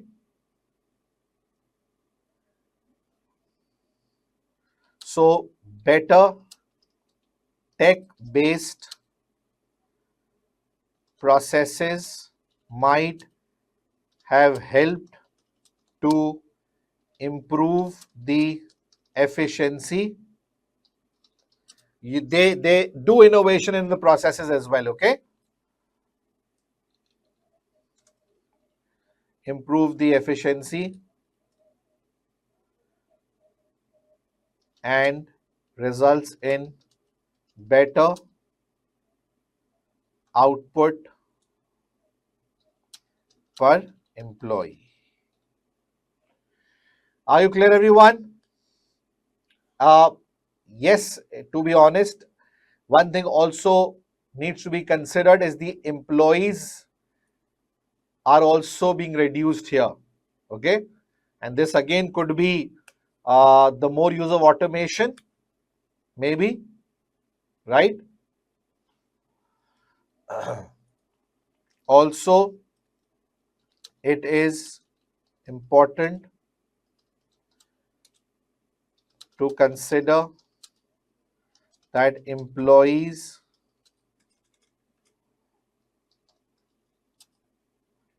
have reduced by 13.4%,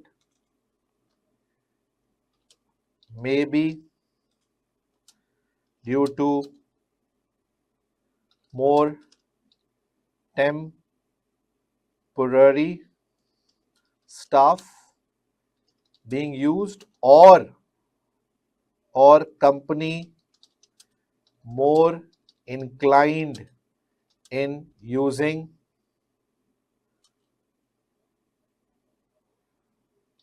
machine based systems in order to reduce staff usage. It could be anything, okay? Clear, everyone?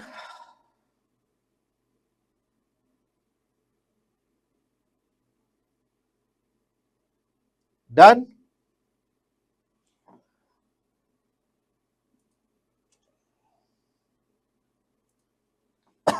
Yes or no?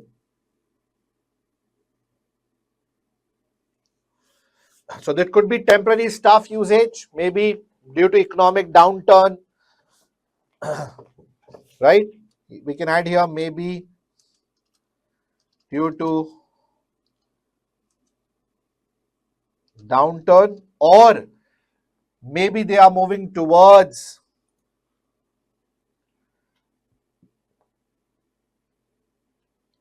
automation.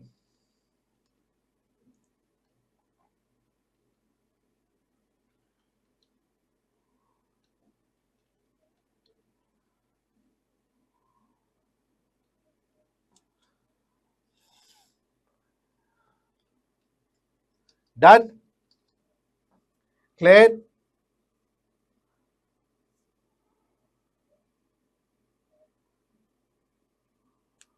I hope this is clear to all of you.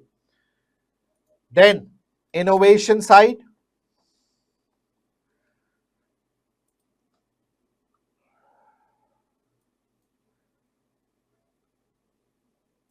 Eco 10 machines, production has increased from 41 to 47. Okay.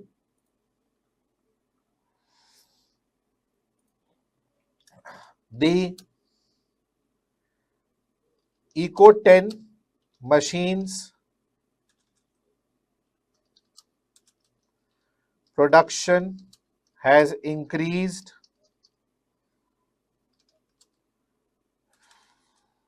from 41% to 47%, indicating that company is working well towards its objective of providing objective of providing eco-friendly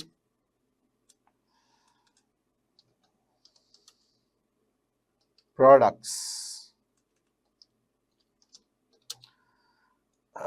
Okay? Now, be with me. A very, very good observation.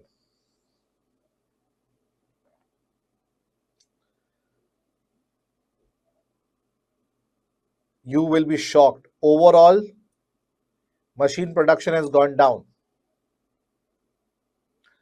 Despite that, the production of eco machines has gone up, which means the market is also responding to eco-friendly machines. Customers are also preferring eco-friendly machines. Okay?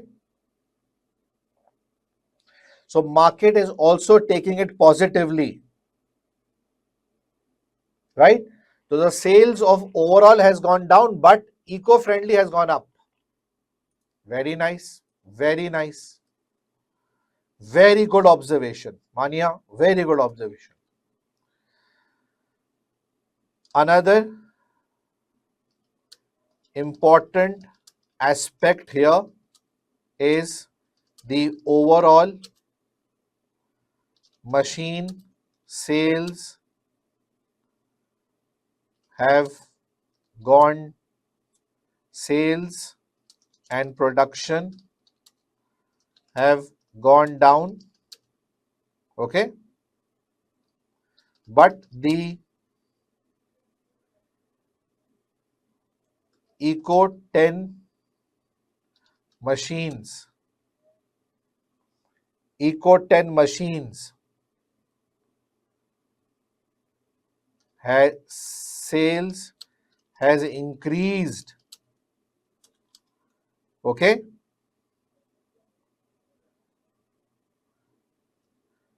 by 1.1 Are you with me, everyone? Yes or no? Yeah.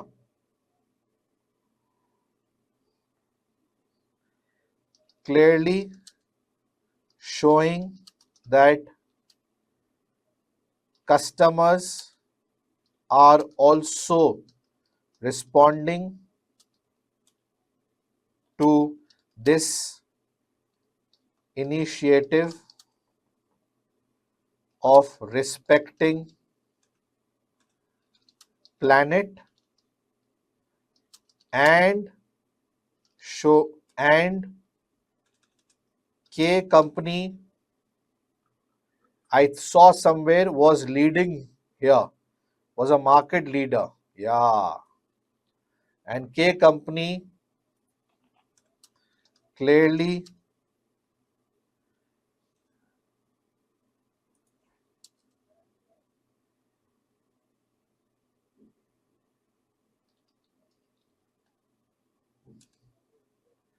demonstrating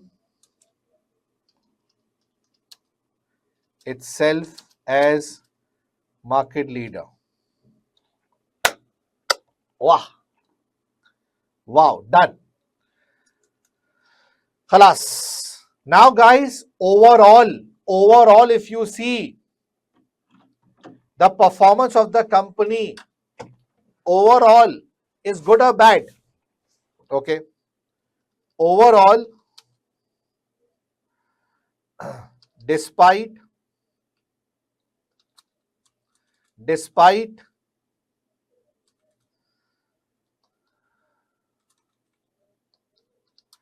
the fall in revenue by 9.1%,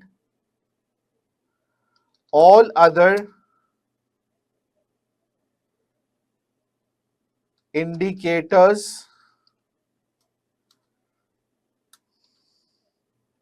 financial and non-financial,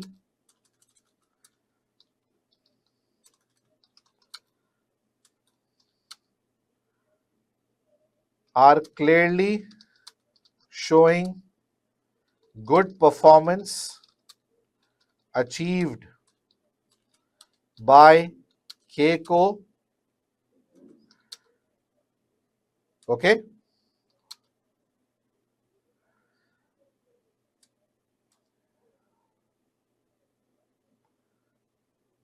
Done.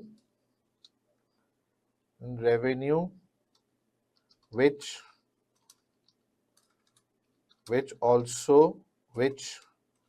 was mainly because of economic downturn. Now see my conclusion. Despite overall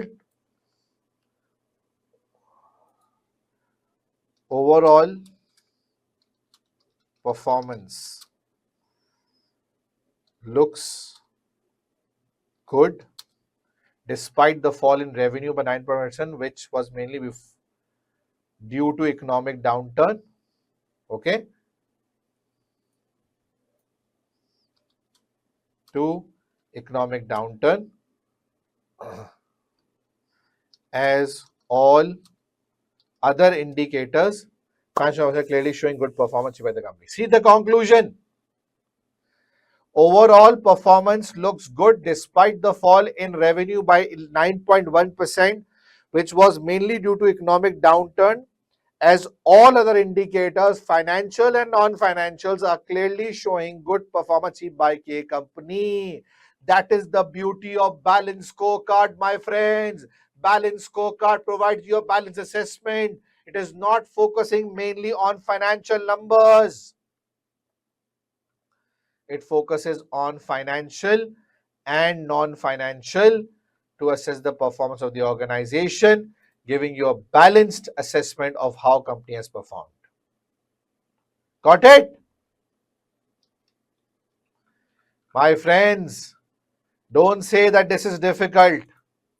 I've made this super easy for you. well drafted in front of you, neat and clean, done in your love only. Liked it? Understood? Easy. Say something, man. I've done such a hard work.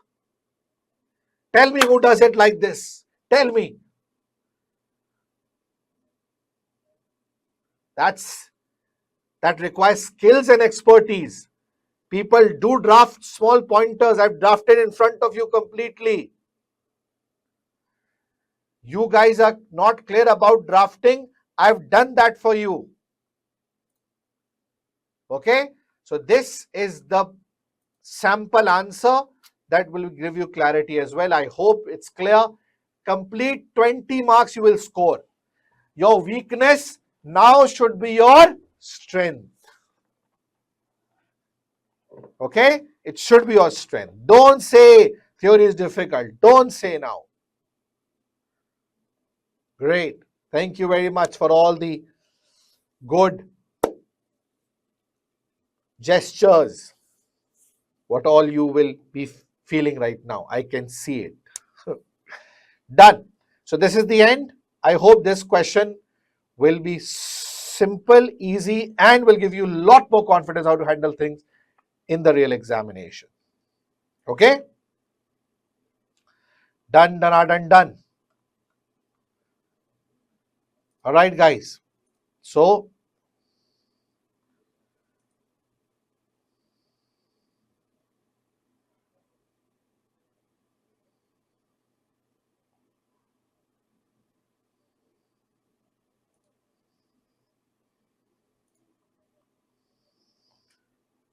I hope this is clear to all of you.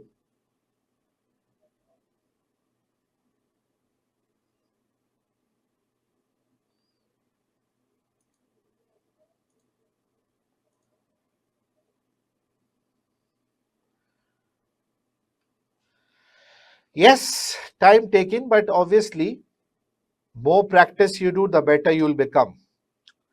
Topic 2, relevant costing, short-term decision making. Relevant costing is used in multiple decisions like one-off contract, like make or buy decisions. Okay?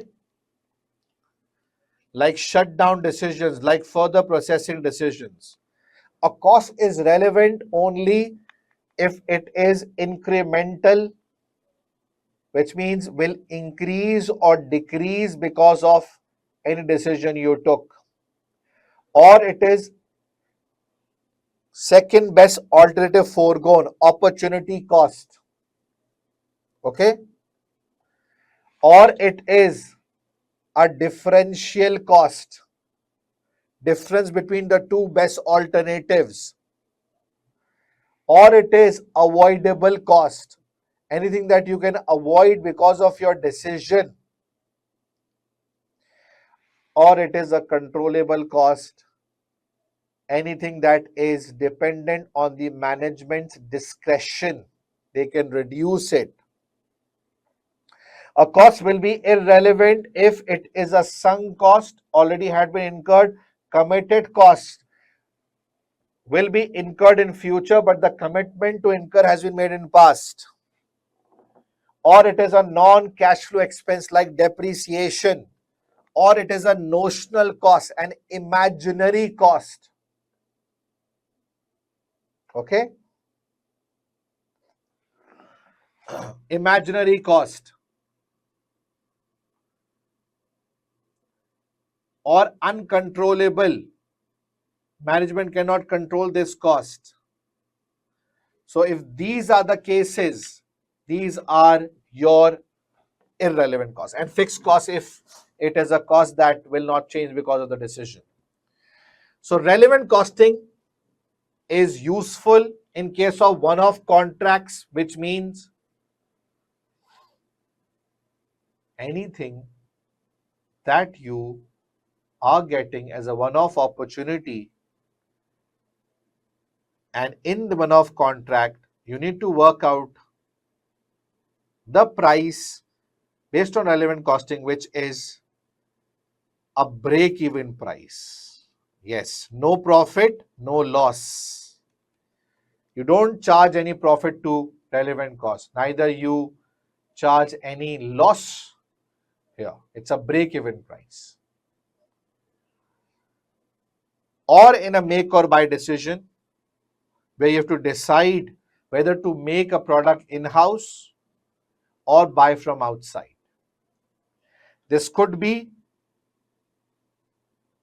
in a situation where you have shortage of resources like machine hours, like materials, or it could be without limiting factor. But decision is buy in-house, buy from outside or make in-house. So whatever is lower, you'll opt for. Also, you can use in case of shutdown decisions, whether to close a product showing a loss. Shutdown decisions. It is not compulsory any product that is showing you a loss, you should close it. You need to work out the relevant cost of that in the short term. Okay? And useful in case of further processing decisions, where you have to decide whether to sell a product at its split off point, okay, or to further process it and then sell it after processing it, after split off point. Okay. So let's now move towards section B. Certain very good tips that were shared with you earlier as well. Read the scenario actively because these 5 OTs are connected to each other. Rounding of instructions, don't miss out. Complete within 18 minutes. How will you do it? Number 1, select the MTQ scenario, which is the most easiest one for you. And then once you have selected the one that you are solving, in that, solve easy OTs first. That will give you 4 cheesy marks. So solve the easy OTs first. Okay? Easy OTs first. Grab easy numbers. Remember, overall in section B, you need 18 out of 30, which means 6 marks per MTQ, which means 3 OTs should be correct per MTQ. 3. And in that 3, 2 might be the easy ones. So you can approach the easy ones first as well without any problem. That's smart technique. Let's apply this and let's move towards another question.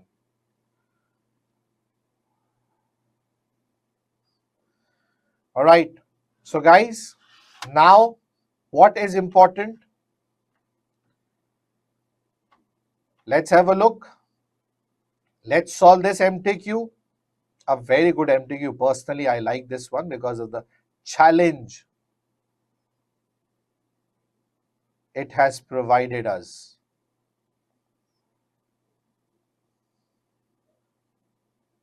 Okay.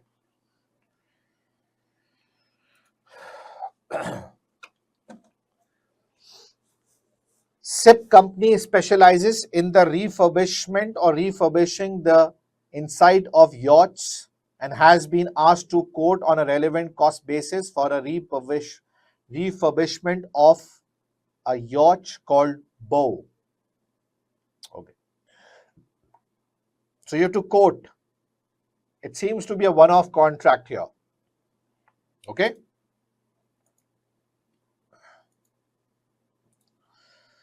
The refurbishment will start in 1 week's time. Sep company has spent $100 obtaining the following information about the refurbishment. So that's spent, done initially to obtain the information. Materials. The material required will be 20 meters of upholstery fabric, okay, and 10 meters of teak wood for the flooring, right? The cheapest source for upholstery fabric would be from an overseas supplier at a cost of 85 meter. The company buys most of its fabric from overseas and pay $400 per month to a shipping company as a retainer. Retainer. Okay?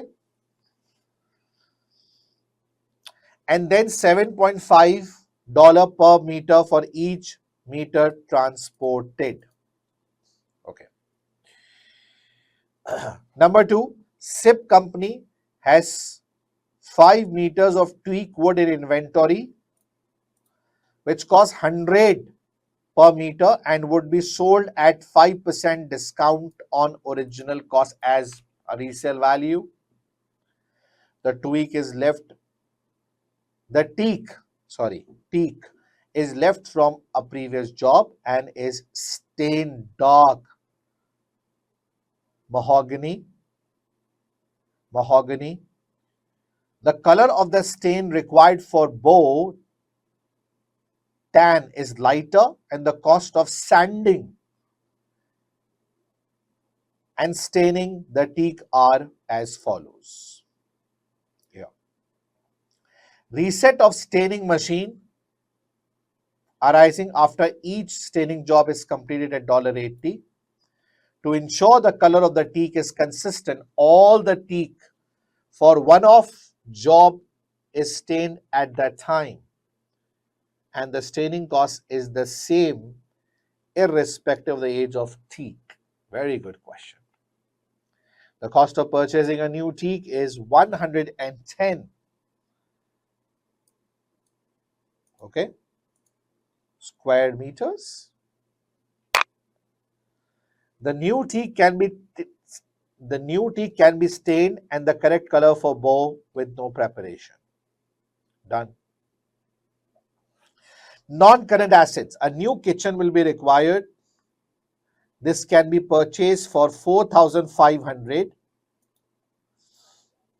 and fitting cost will be 2,000. Alternatively, the existing kitchen can be refurbished. Okay.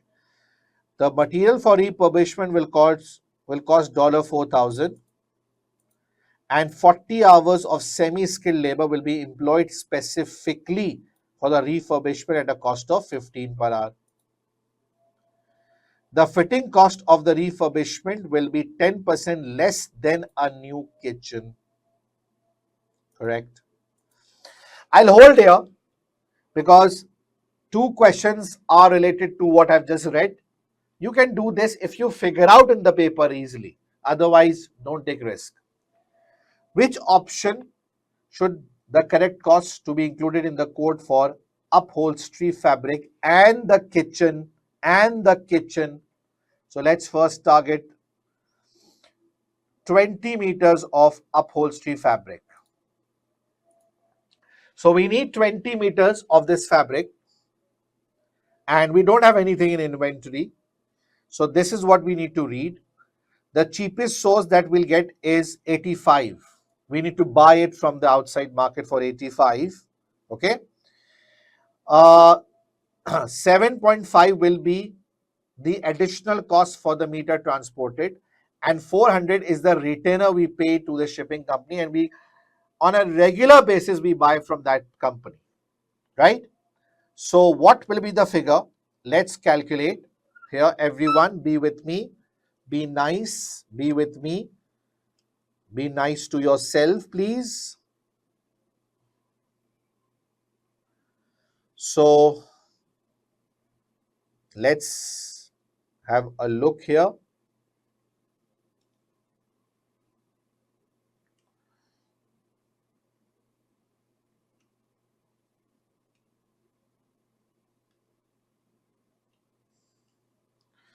Okay.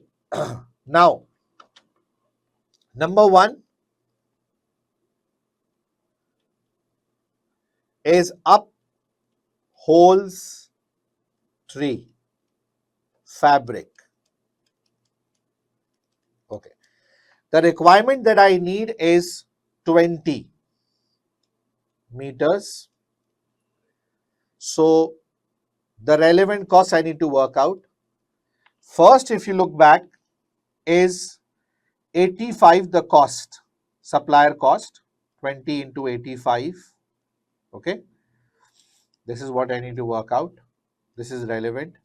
Number two, the transportation cost, 20 into 7.5, the transportation cost. Okay. Number three, the retainer cost of 400. Now, should we take this 400? Hello? No. This 400 is a retainer cost and this is not relevant.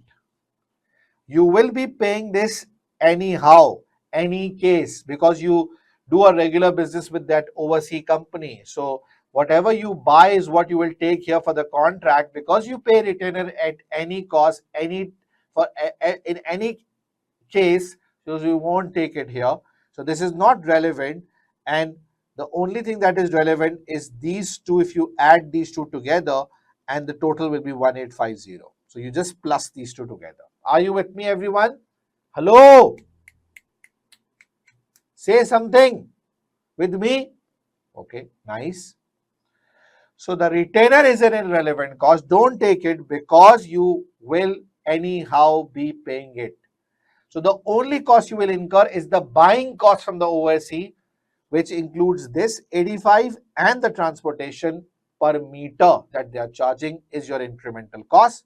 So upholstery, done. Now kitchen. Okay. So in case of kitchen, it's a comparison to be made. The new kitchen would cost 4,500. New cost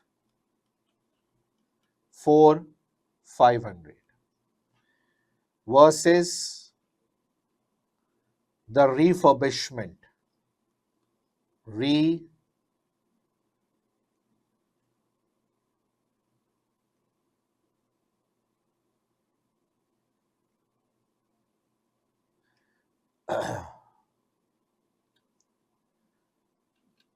The refurbishment. Now, materials would cost 4,000. Okay. 40 hours of labor at the rate 15. That's 600 if I'm not wrong. Okay. Now, the refurbishment kitchen would be 10% less for fitting. So fitting cost is 2,000, whereas in this case it will be 90% as it is less than 10%. So this is, I think, 1,800. If you add, so this makes 5,800, 6,400 versus, so I just missed out, there is also a fitting cost here for the new machine here of 2,000. So I need to add this. So this is 6,500. Now compare. Should I buy a new kitchen or should I refurbish it? Come on, come on, come on, come on. Should I buy or refurbish it? Which is better? So new kitchen would cost me 6,500. The kitchen cost and the fitting cost 6,500. If I refurbish it, so the material that I'm gonna incur would be for 4,000. The labor cost would be 600. The fitting cost would be 10% less to the normal fitting of new kitchen, and 6,400. 6,400 is a better option versus 6,500. So the answer is A. The upholstery fabric would cost 1850, whereas the kitchen expense refurbishment option would go with 6,400. Are we clear? Yes or no? Understood? Everyone with me or not with me? Done. Very nice. Beautiful. Lovely. Excellent.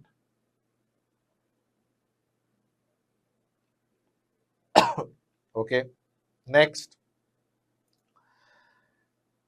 Teak wood. Teak wood cost. Here it is. Now, 5 meters you have in inventory and you need 10 meters here. So, first of all, teak wood required is 10 meters.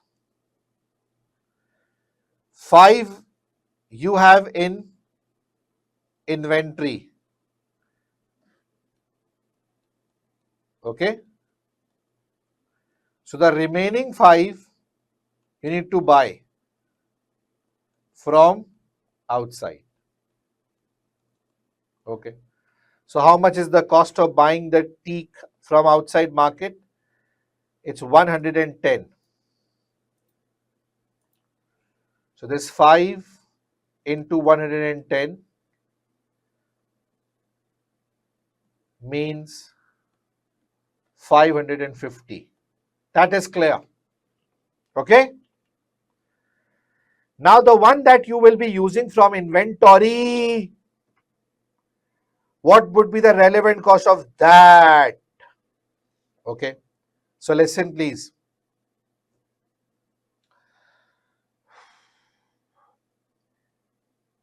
This teak you can sell at 5% discount. Okay. So, I think that's the resale value first. So, for this, let's calculate the resale value. Okay. The cost was 100. You can sell it at 5% discount. So let's take 95% of this, means 95 is the resale value. This is your opportunity cost that you have to take. Okay. Done. Now the one that you have already in inventory is a one that is stained dark mahogany. So the color of the stain required for bow is lighter than the cost is lighter. Okay. And the cost of sanding and staining the teak are given. Now listen. The staining cost is irrespective of the age of teak, which means either you buy the new one or you buy the old one. The staining cost remains the same. So staining would be either you buy new or old. That is what you have to incur in any case, the staining cost. Okay. So even you buy the new one, there will be a staining cost. Right? Are you with me? New teak can be stained for the correct color with no preparation, very clearly mentioned here. Right? So staining will be applied to both the one that you have, the old one, and the new one both. That is clear. Done, everyone? Yes or no? Yes. Now, the sanding cost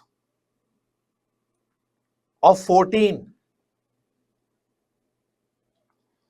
The sanding cost of 14 the staining cost of 4.5 and the reset of staining machine of 80 all will be considered. So please listen. The one that I'll buy from outside also requires staining. Also requires staining. Okay? Also requires staining. So I need to add the cost of staining here. 5 into 4.5. Clear? Are you clear about this one? Now, the one that you have in inventory is a one where sanding and staining both will be done. So what is the cost of that? 14 plus 4.5 into 5 meters. Clear everyone?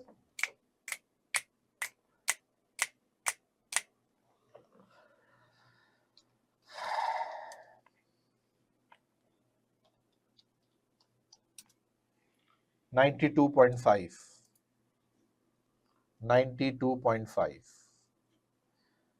Okay, whereas the cost of the first one is 5 into 4.5, 22.5 plus 550, 572.5 is the cost for the one that you will buy from outside. The cost of purchase is here 550. The staining cost is here. This is 572.5. The one that you have in inventory, you are losing an opportunity cost that you will charge here, the resale value, plus you will do sanding and staining on that one as well. So the cost of sanding, staining is clear into 5 meters, and this is the cost that you are getting here. Done everyone? Yes or no? See, when you break into small pieces, it becomes more manageable to handle.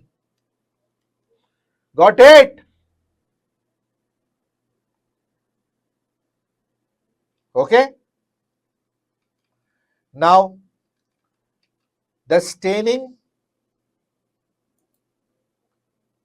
will require reset of the machine, and that is 80 that you need to incur for staining. Okay. So the reset cost is what I will be charging here. Reset, staining, machine cost 80. So the relevant cost is, let's add 572.5 plus 80 plus 187.5.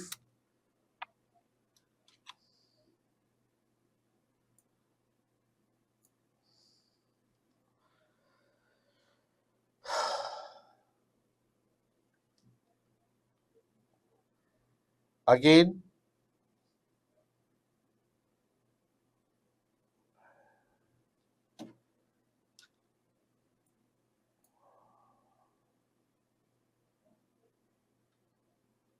I think I've done a small mistake here. It's okay, per meter. Per meter. So I have to multiply this with 5. I just took in 95 directly here. So here it's 95 into 5, right? So this will change obviously. It's a per meter cost that I have to take here. Okay. So let's recalculate it. 95 into 5, 475 plus 187.5 is 662.5. Okay. Clear everyone? Now, this plus 80 plus 572.5 is giving me a figure of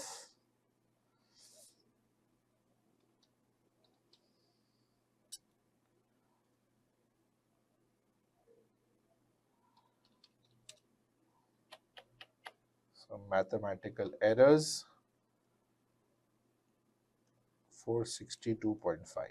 Okay. Plus 80 plus 572.5.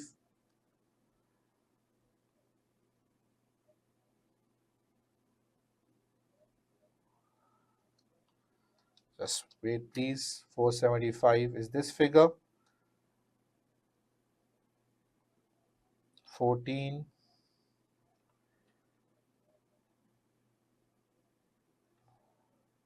plus 4.5 into 5 is 92.5.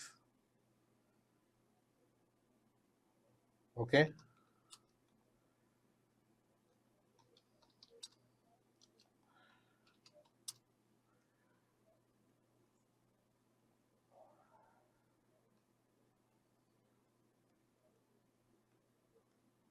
Okay.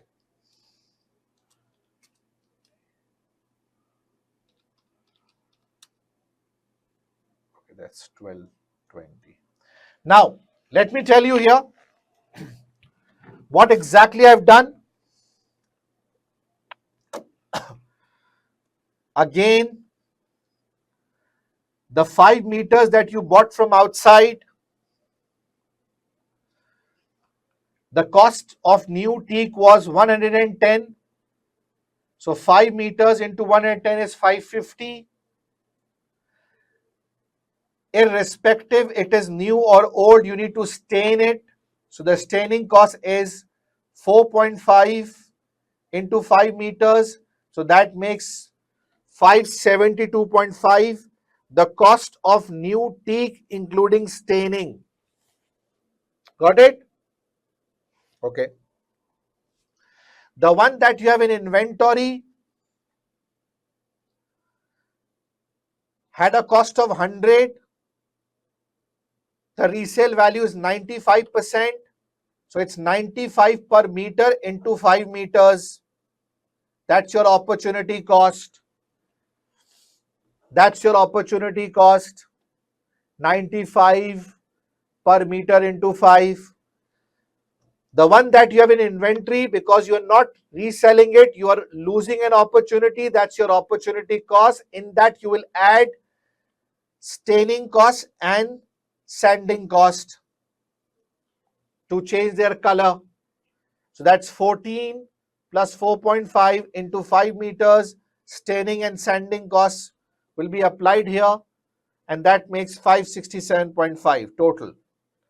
Reset of staining machine would cost 80. So if you add these three together, you get 1220 as the relevant cost. So the way you break it, this is in inventory, the cost of inventory related relevant figure you worked out separately. The one that you will buy from outside, you worked out separately. But remember, even the new one requires to be stained. So the staining cost will be on that as well. Done? And the reset of machine. So all these three became the relevant cost of 1220. Guys, are you with me? Yes or no? Say yes or no. Say yes or no. Come on.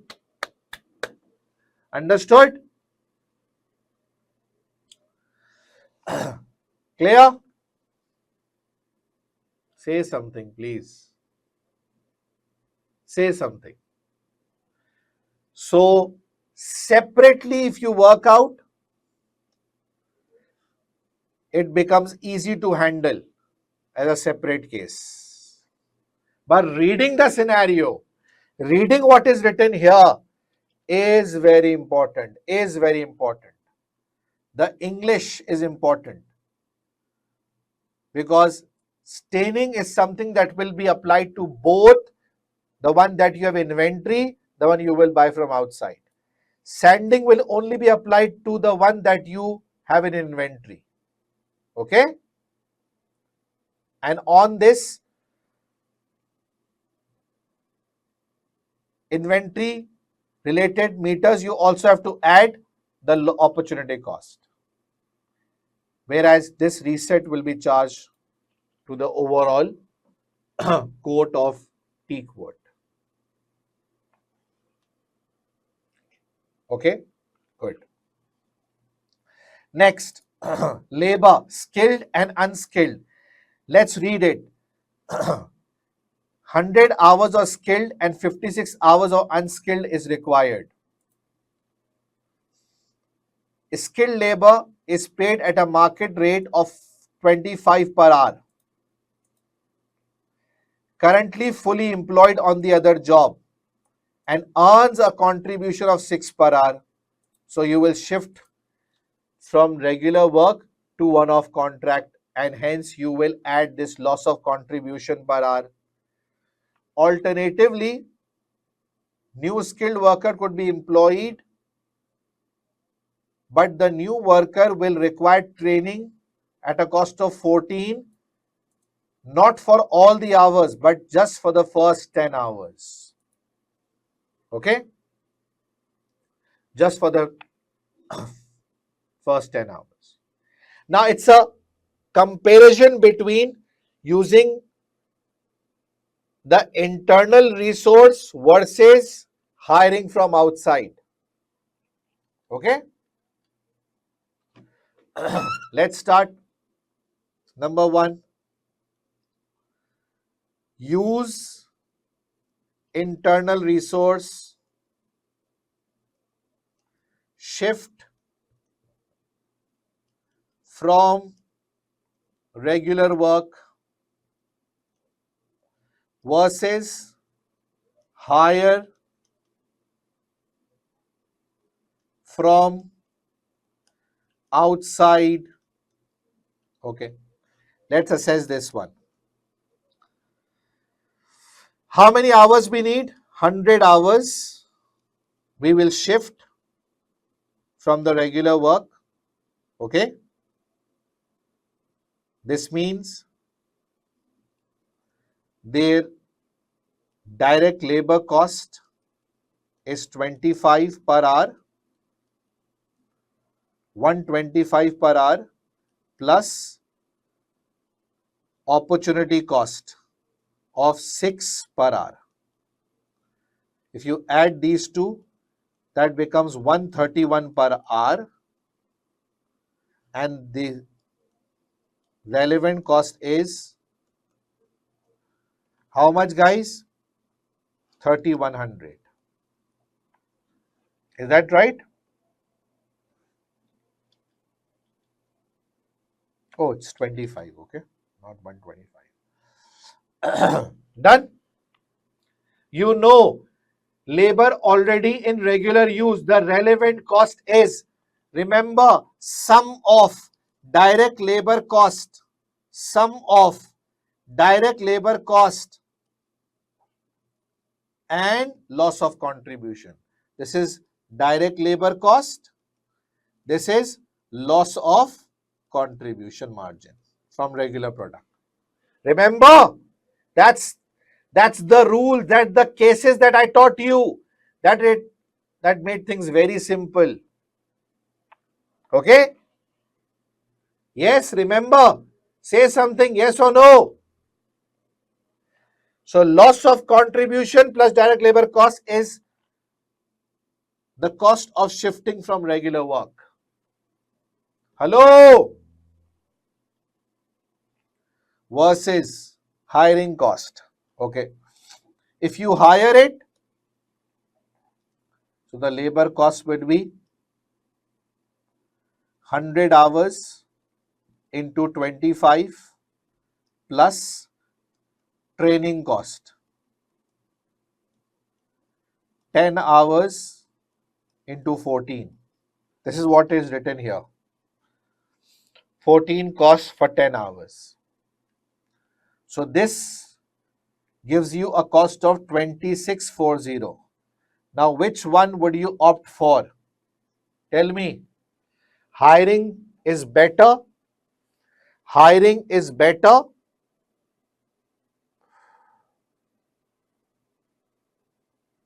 or shifting from regular work is better? Hiring. This is lowest. Simple. Hire from outside for 100 hours into 25 and train them for 10 hours at the rate 40. Simple relevant cost case. Comparison of hiring with shifting from the regular use. Whichever is lower, go for it. Got it? Nice. So the relevant cost of skilled labor is 2640. And I am very lucky here that 2640 is only available in this one option, which means answer is B. Which means answer should be B. Yes? I'm very lucky. Anyways, let's work out for unskilled worker. Unskilled worker currently paid 12 per hour and each of 5 workers is guaranteed a minimum wage of 420 per week. Okay? 420 per week is the wage that we are guaranteeing them. Okay. Each unskilled employee has enough work allocated to them for next 3 weeks to earn 372. Okay, so we are paying them a guaranteed minimum wage of 420 whether they work or not. For the next 3 weeks, the work that we have allotted them has a value of 372. The work to be done by unskilled labor on BO must be completed within first week of the project starting, and overtime is paid time and a half. Now, this is tough, my friends. How to work out? First of all, I have to see here how many hours are required. Unskilled workers hours. 56 hours you need. Okay? Okay. Next.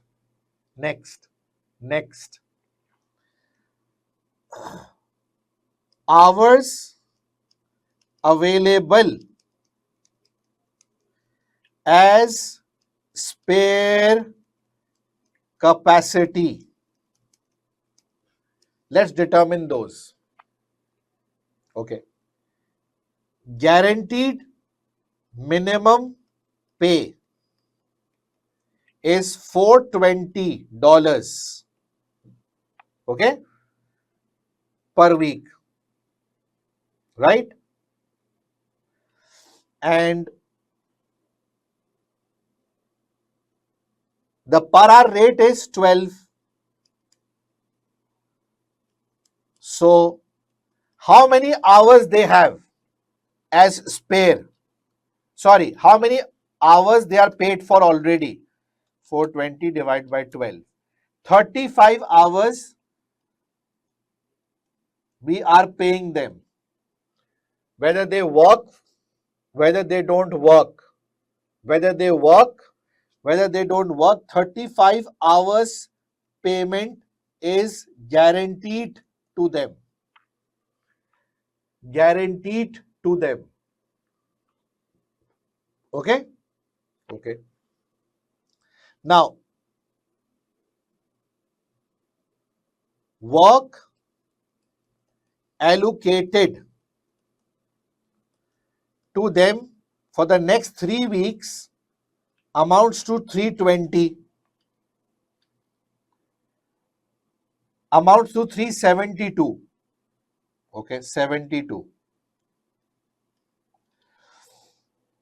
For the next 3 weeks, the work that has been allocated to them will have a value of 372. which means if I divide this with 12 per hour, so the work that they are performing next 3 weeks is for 31 hours. So the work that they have is for 31 hours and we are making them payment for 35 hours. The work that they have for the next 3 weeks is for 31 hours and we are making payment for 35 hours. So how many hours spare we have? Or I can say how many hours spare we are making them the payment for is 4 hours. 4 hours. Understood? Understood? Yes. 4 hours spare we have of each employee because the payment is made for 35 hours and the work that we have assigned them is for 31 hours. 4 hours spare per employee. Total 5 employees means 5 fours are 20 hours spare we have. Come on. For the hours that are spare, for the hours that are spare, will we make any payment? Will we make any payment? Come on, tell me. Naughty boy. No payment. No payment. No payment. So how many hours we need? 56. 20 is spare. 36 hours will be needed in form of overtime. 36 hours will be needed in form of overtime because these will have a zero cost. Zero cost. So 36 hours I need as overtime. Overtime is paid time and a half. So it's very simple. 36 hours multiplied by time and a half means what? 12 is the basic rate. So it means 18. Time and a half. Hourly rate is 12. Half of that is 6. That makes 18. Time and a half makes 18. And the relevant cost here will be 648. 648. Done? Everyone? Clear?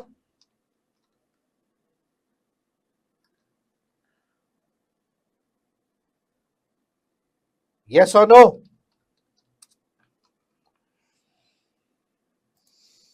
Time and a half. 18.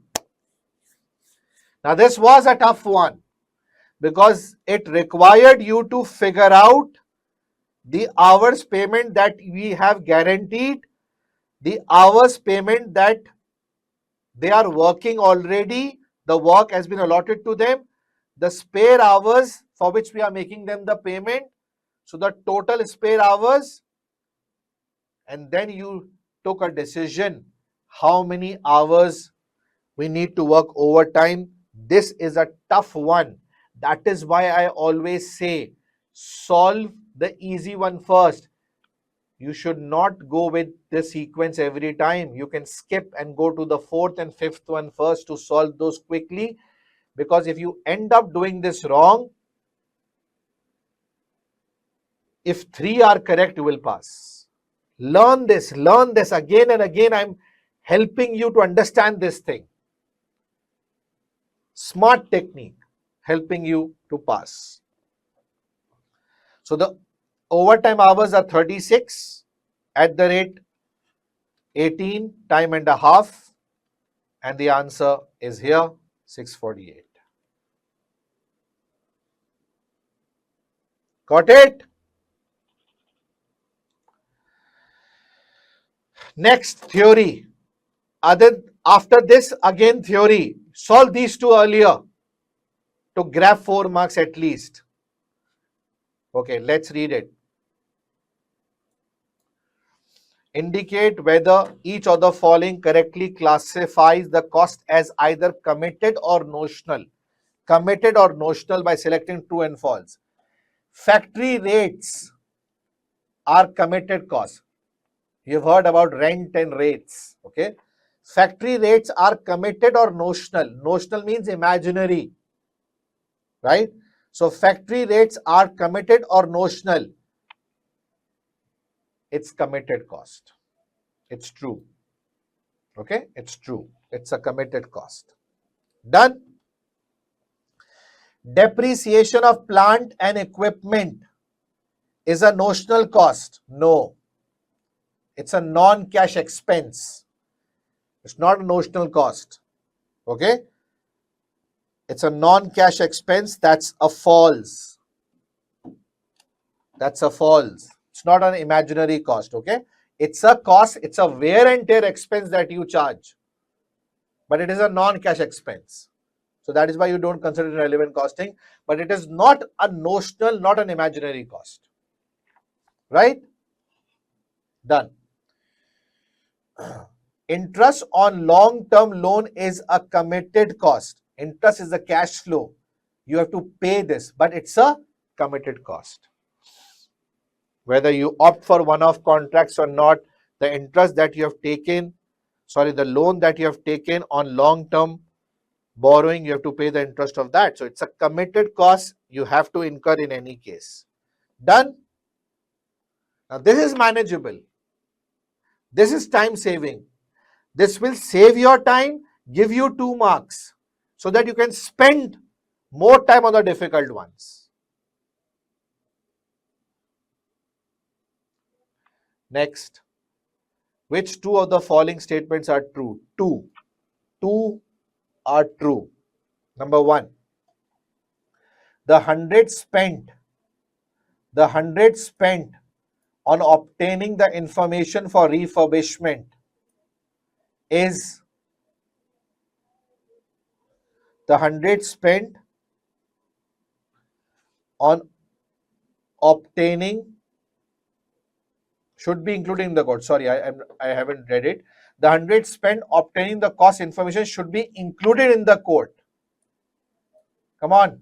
Yes or no? Should we include this? No. False. It's a sunk cost. It's a sunk cost.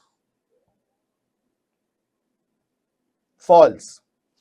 Number 2, the company should consider the effect of refurbishment on the tax the company will pay. Yes. And include the tax effect in the code as a relevant cost. Yes. Because refurbishment is a relevant cost and any impact of that on tax should also be considered as a relevant cost, because if refurbishment cost is a relevant cost, okay, so any impact of tax arising because of it should also be considered as a relevant cost. Yeah, true. Opportunity cost arises when scarce resource which has an alternative use in the business, yeah, is used in a project, as we saw here as well. Yes, that's true. Loss of contribution of labor, we charge as an opportunity cost. True.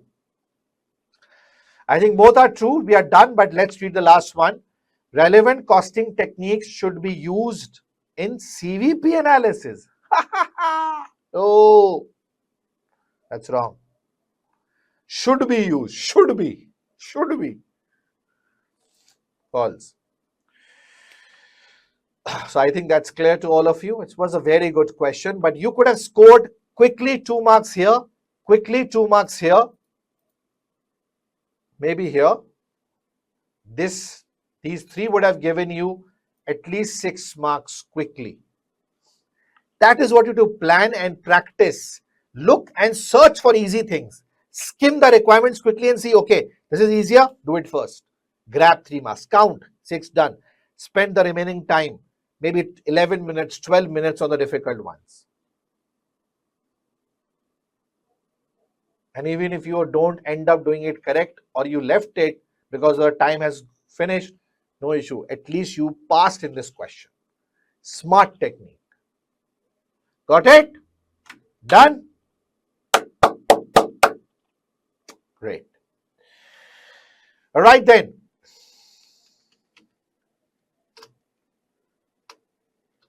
Certain tips for Section A, my friends. Section A, single OTs. Remember, cover the whole syllabus. Section A can come from anywhere. 3.6 minutes per question you have to invest. Again, time management is important. But this is something that you will not achieve on every question. So overall, you have 54 minutes here. Okay. So how will you approach it? I'll tell you in a while. Wait. Again, fill in the blanks can be there. Rounding of instructions. Don't miss out the marks. For theory based narrative OTs, find out the distractors. See, generally 2 are out of the box. Maybe 1 is out of the box. Can never be the answer. Filter out. Then get close to distractor in the final answer. Select the one that is very close to your concept. So distractors will distract you. So I always say there are 3 types of statements. 1 out of the box can never be the answer. Distractor will distract you, will pull you towards him or herself. So you have to be very clear about it, leave it and go towards the answer. Clearly read in the question word is or are. In OT cases, following, the question says find which of the following is true. So 1 will be true. Are true. More than 1 can be true. So read is or are is in the requirement. Now, to ensure you solve this in 3.6 minutes per question on an average, so what you need to do? Solve easy OTs first. 4 to 5 will be the easier ones out of 15. If you manage to solve the easy ones quickly, if you manage to solve the easy OTs first, listen, if you manage to solve the easy OTs first, so you will take less time, you will invest less time, and you will gain the marks. Less time will give you scores. Okay? And you can spend more time on the difficult ones. Remember, in Section A, 16 marks you need out of 30 to pass. The entire section. 16 marks you need to grab to pass the 30. Okay? Which means 8 OTs needs to be corrected. 8 OTs needs to be corrected. Clear, everyone? Are you with me? Yes or no? Now, let's apply these techniques to certain difficult questions highlighted by the examiner in the examiner report in September-December attempt. And let's see why were those difficult. Or genuinely those were difficult or not. Let's assess it. Let's move towards Section A, few difficult OTs. Okay. Example number 2. The company manufactured guitars and had recently designed a new guitar called K. The guitars are produced in batches. The first batch of K guitars took 1500 hours to manufacture. The second batch took 13-15 hours to manufacture. Okay. Learning rate You need to find out to the nearest whole number in percentage. It's a fill in the blank question. Now, listen, my friends. If learning rate is something that they are asked you to find out, my suggestion, my techniques are very clear about it. And what are my techniques? How I've explained you people. Do you know that? Any idea how I've explained it? Yes. The cumulative approach is what you have to use. Cumulative approach is what you have to use. So how will you use it? Very simple. Very simple. You need to remember the way to calculate the table. Okay, what is the table? Cumulative. The question is in batches, doesn't matter. Cumulative batches, cumulative average time per batch, not unit, total time, incremental time. If it is in batches, doesn't matter. Let's treat and take batches. Okay. First batch took 1500 hours. So the average is 1500. Okay. Second batch doesn't mean two batches. It's a double approach through which you will work out. Second batch means second took 1350 hours. Incremental time. So if second batch took 1350 hours, the combined two batches would take how much hours? 1500 plus 1350. 1500 plus 1350 means 2850 hours for two batches. What is the average? 2850 divided by 2. The two batches average time would be equals to 1350. Oh, I beg your pardon. 2850 divided by 2 is 1425. Okay? 1425. Done? 1425.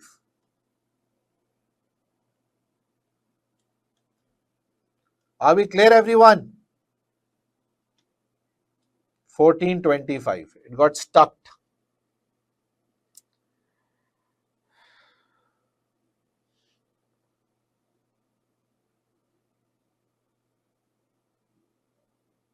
$14.25. Now, can you work out? Yes. Double approach. Very simple. Previous average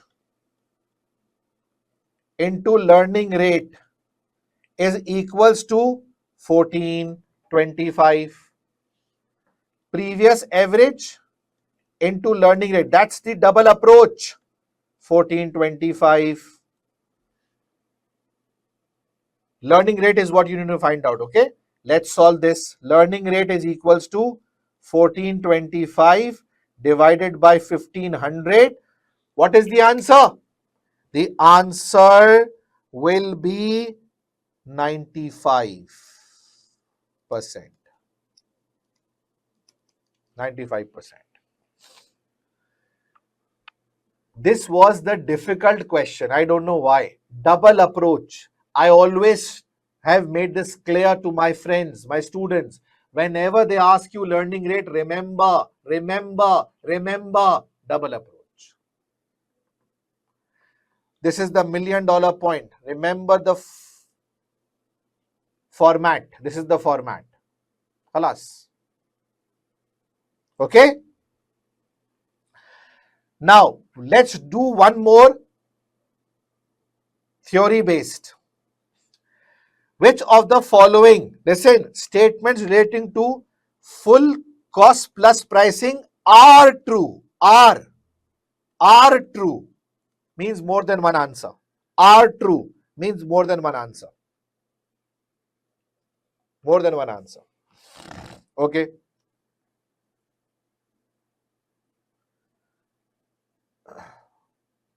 No, no, no, no, no. It could be more than one answer. Let's see. It's not just one statement to be correct. More than one statement could also be the correct answers. But we have to read it. So let's look at the options. The pricing method. The pricing method allows a business to set full cost plus pricing, okay? Full cost plus markup. The pricing method allows a business to set initial low price to gain market share. This is penetration pricing, not full cost plus pricing. Wrong. Wrong. Next, it is a suitable pricing method for use by retail organizations. Yes, because retail organizations are selling many products. Okay, and for simplicity, for easiness, they apply standard markup. So yes, for ease, they go with this option. They sell many products. So this is correct. This pricing method will allow business to maximize profit. No, no, no. Maximization means demand-based pricing, where you reduce the price and increase the demand and you look for that high profits. Okay, so no, that's wrong. Full cost plus price means whatever my cost is, I'll add markup and sell it, and that could result in a higher price and less demand. So this is not the correct one. This will not give me maximum profits. Now what I was saying, R is written here. There is a possibility that here it could be two correct answers, maybe three correct answers. But fortunately or unfortunately, this was the correct one and A is the answer. But it could be a possibility that more than one could be the correct answers. So R is written here. Okay, clear? Which means maybe one, maybe more than one. Done. And this is the answer A, two only. And this is another difficult one. So read it. See what I was saying, distractors. Now this was this was out of the box. This was out of the box. Three type of statement I mentioned generally. This can never be the answer. Penetration. This was a distractor. This was a distractor. One would say, okay, fine. But no, this is not the answer. Distractor is something that will attract you that I'm the answer, but it's not the answer. Okay? And this is the most simple one is the answer. So filter out the wrong ones, get close to the possible answer. Got it? Done. This is the technique you have to apply. And that's the end of our March 26 webinars. I hope you liked it. I hope you enjoyed it. I again gave additional 30 minutes again from the allotted time to make sure that we cover section A, B, C all. Caroline, it could be is, it could be are.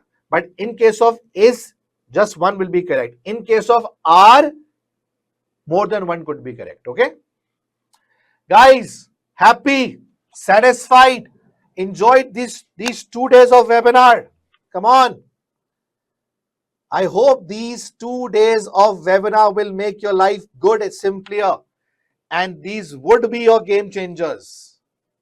Come on, emojis, feedbacks. I hope you liked it. Please stay connected with me. Now, the self-study students, if they are thinking of revision batch, get into the revision batch. Starting from tomorrow, will give you a good chance to pass.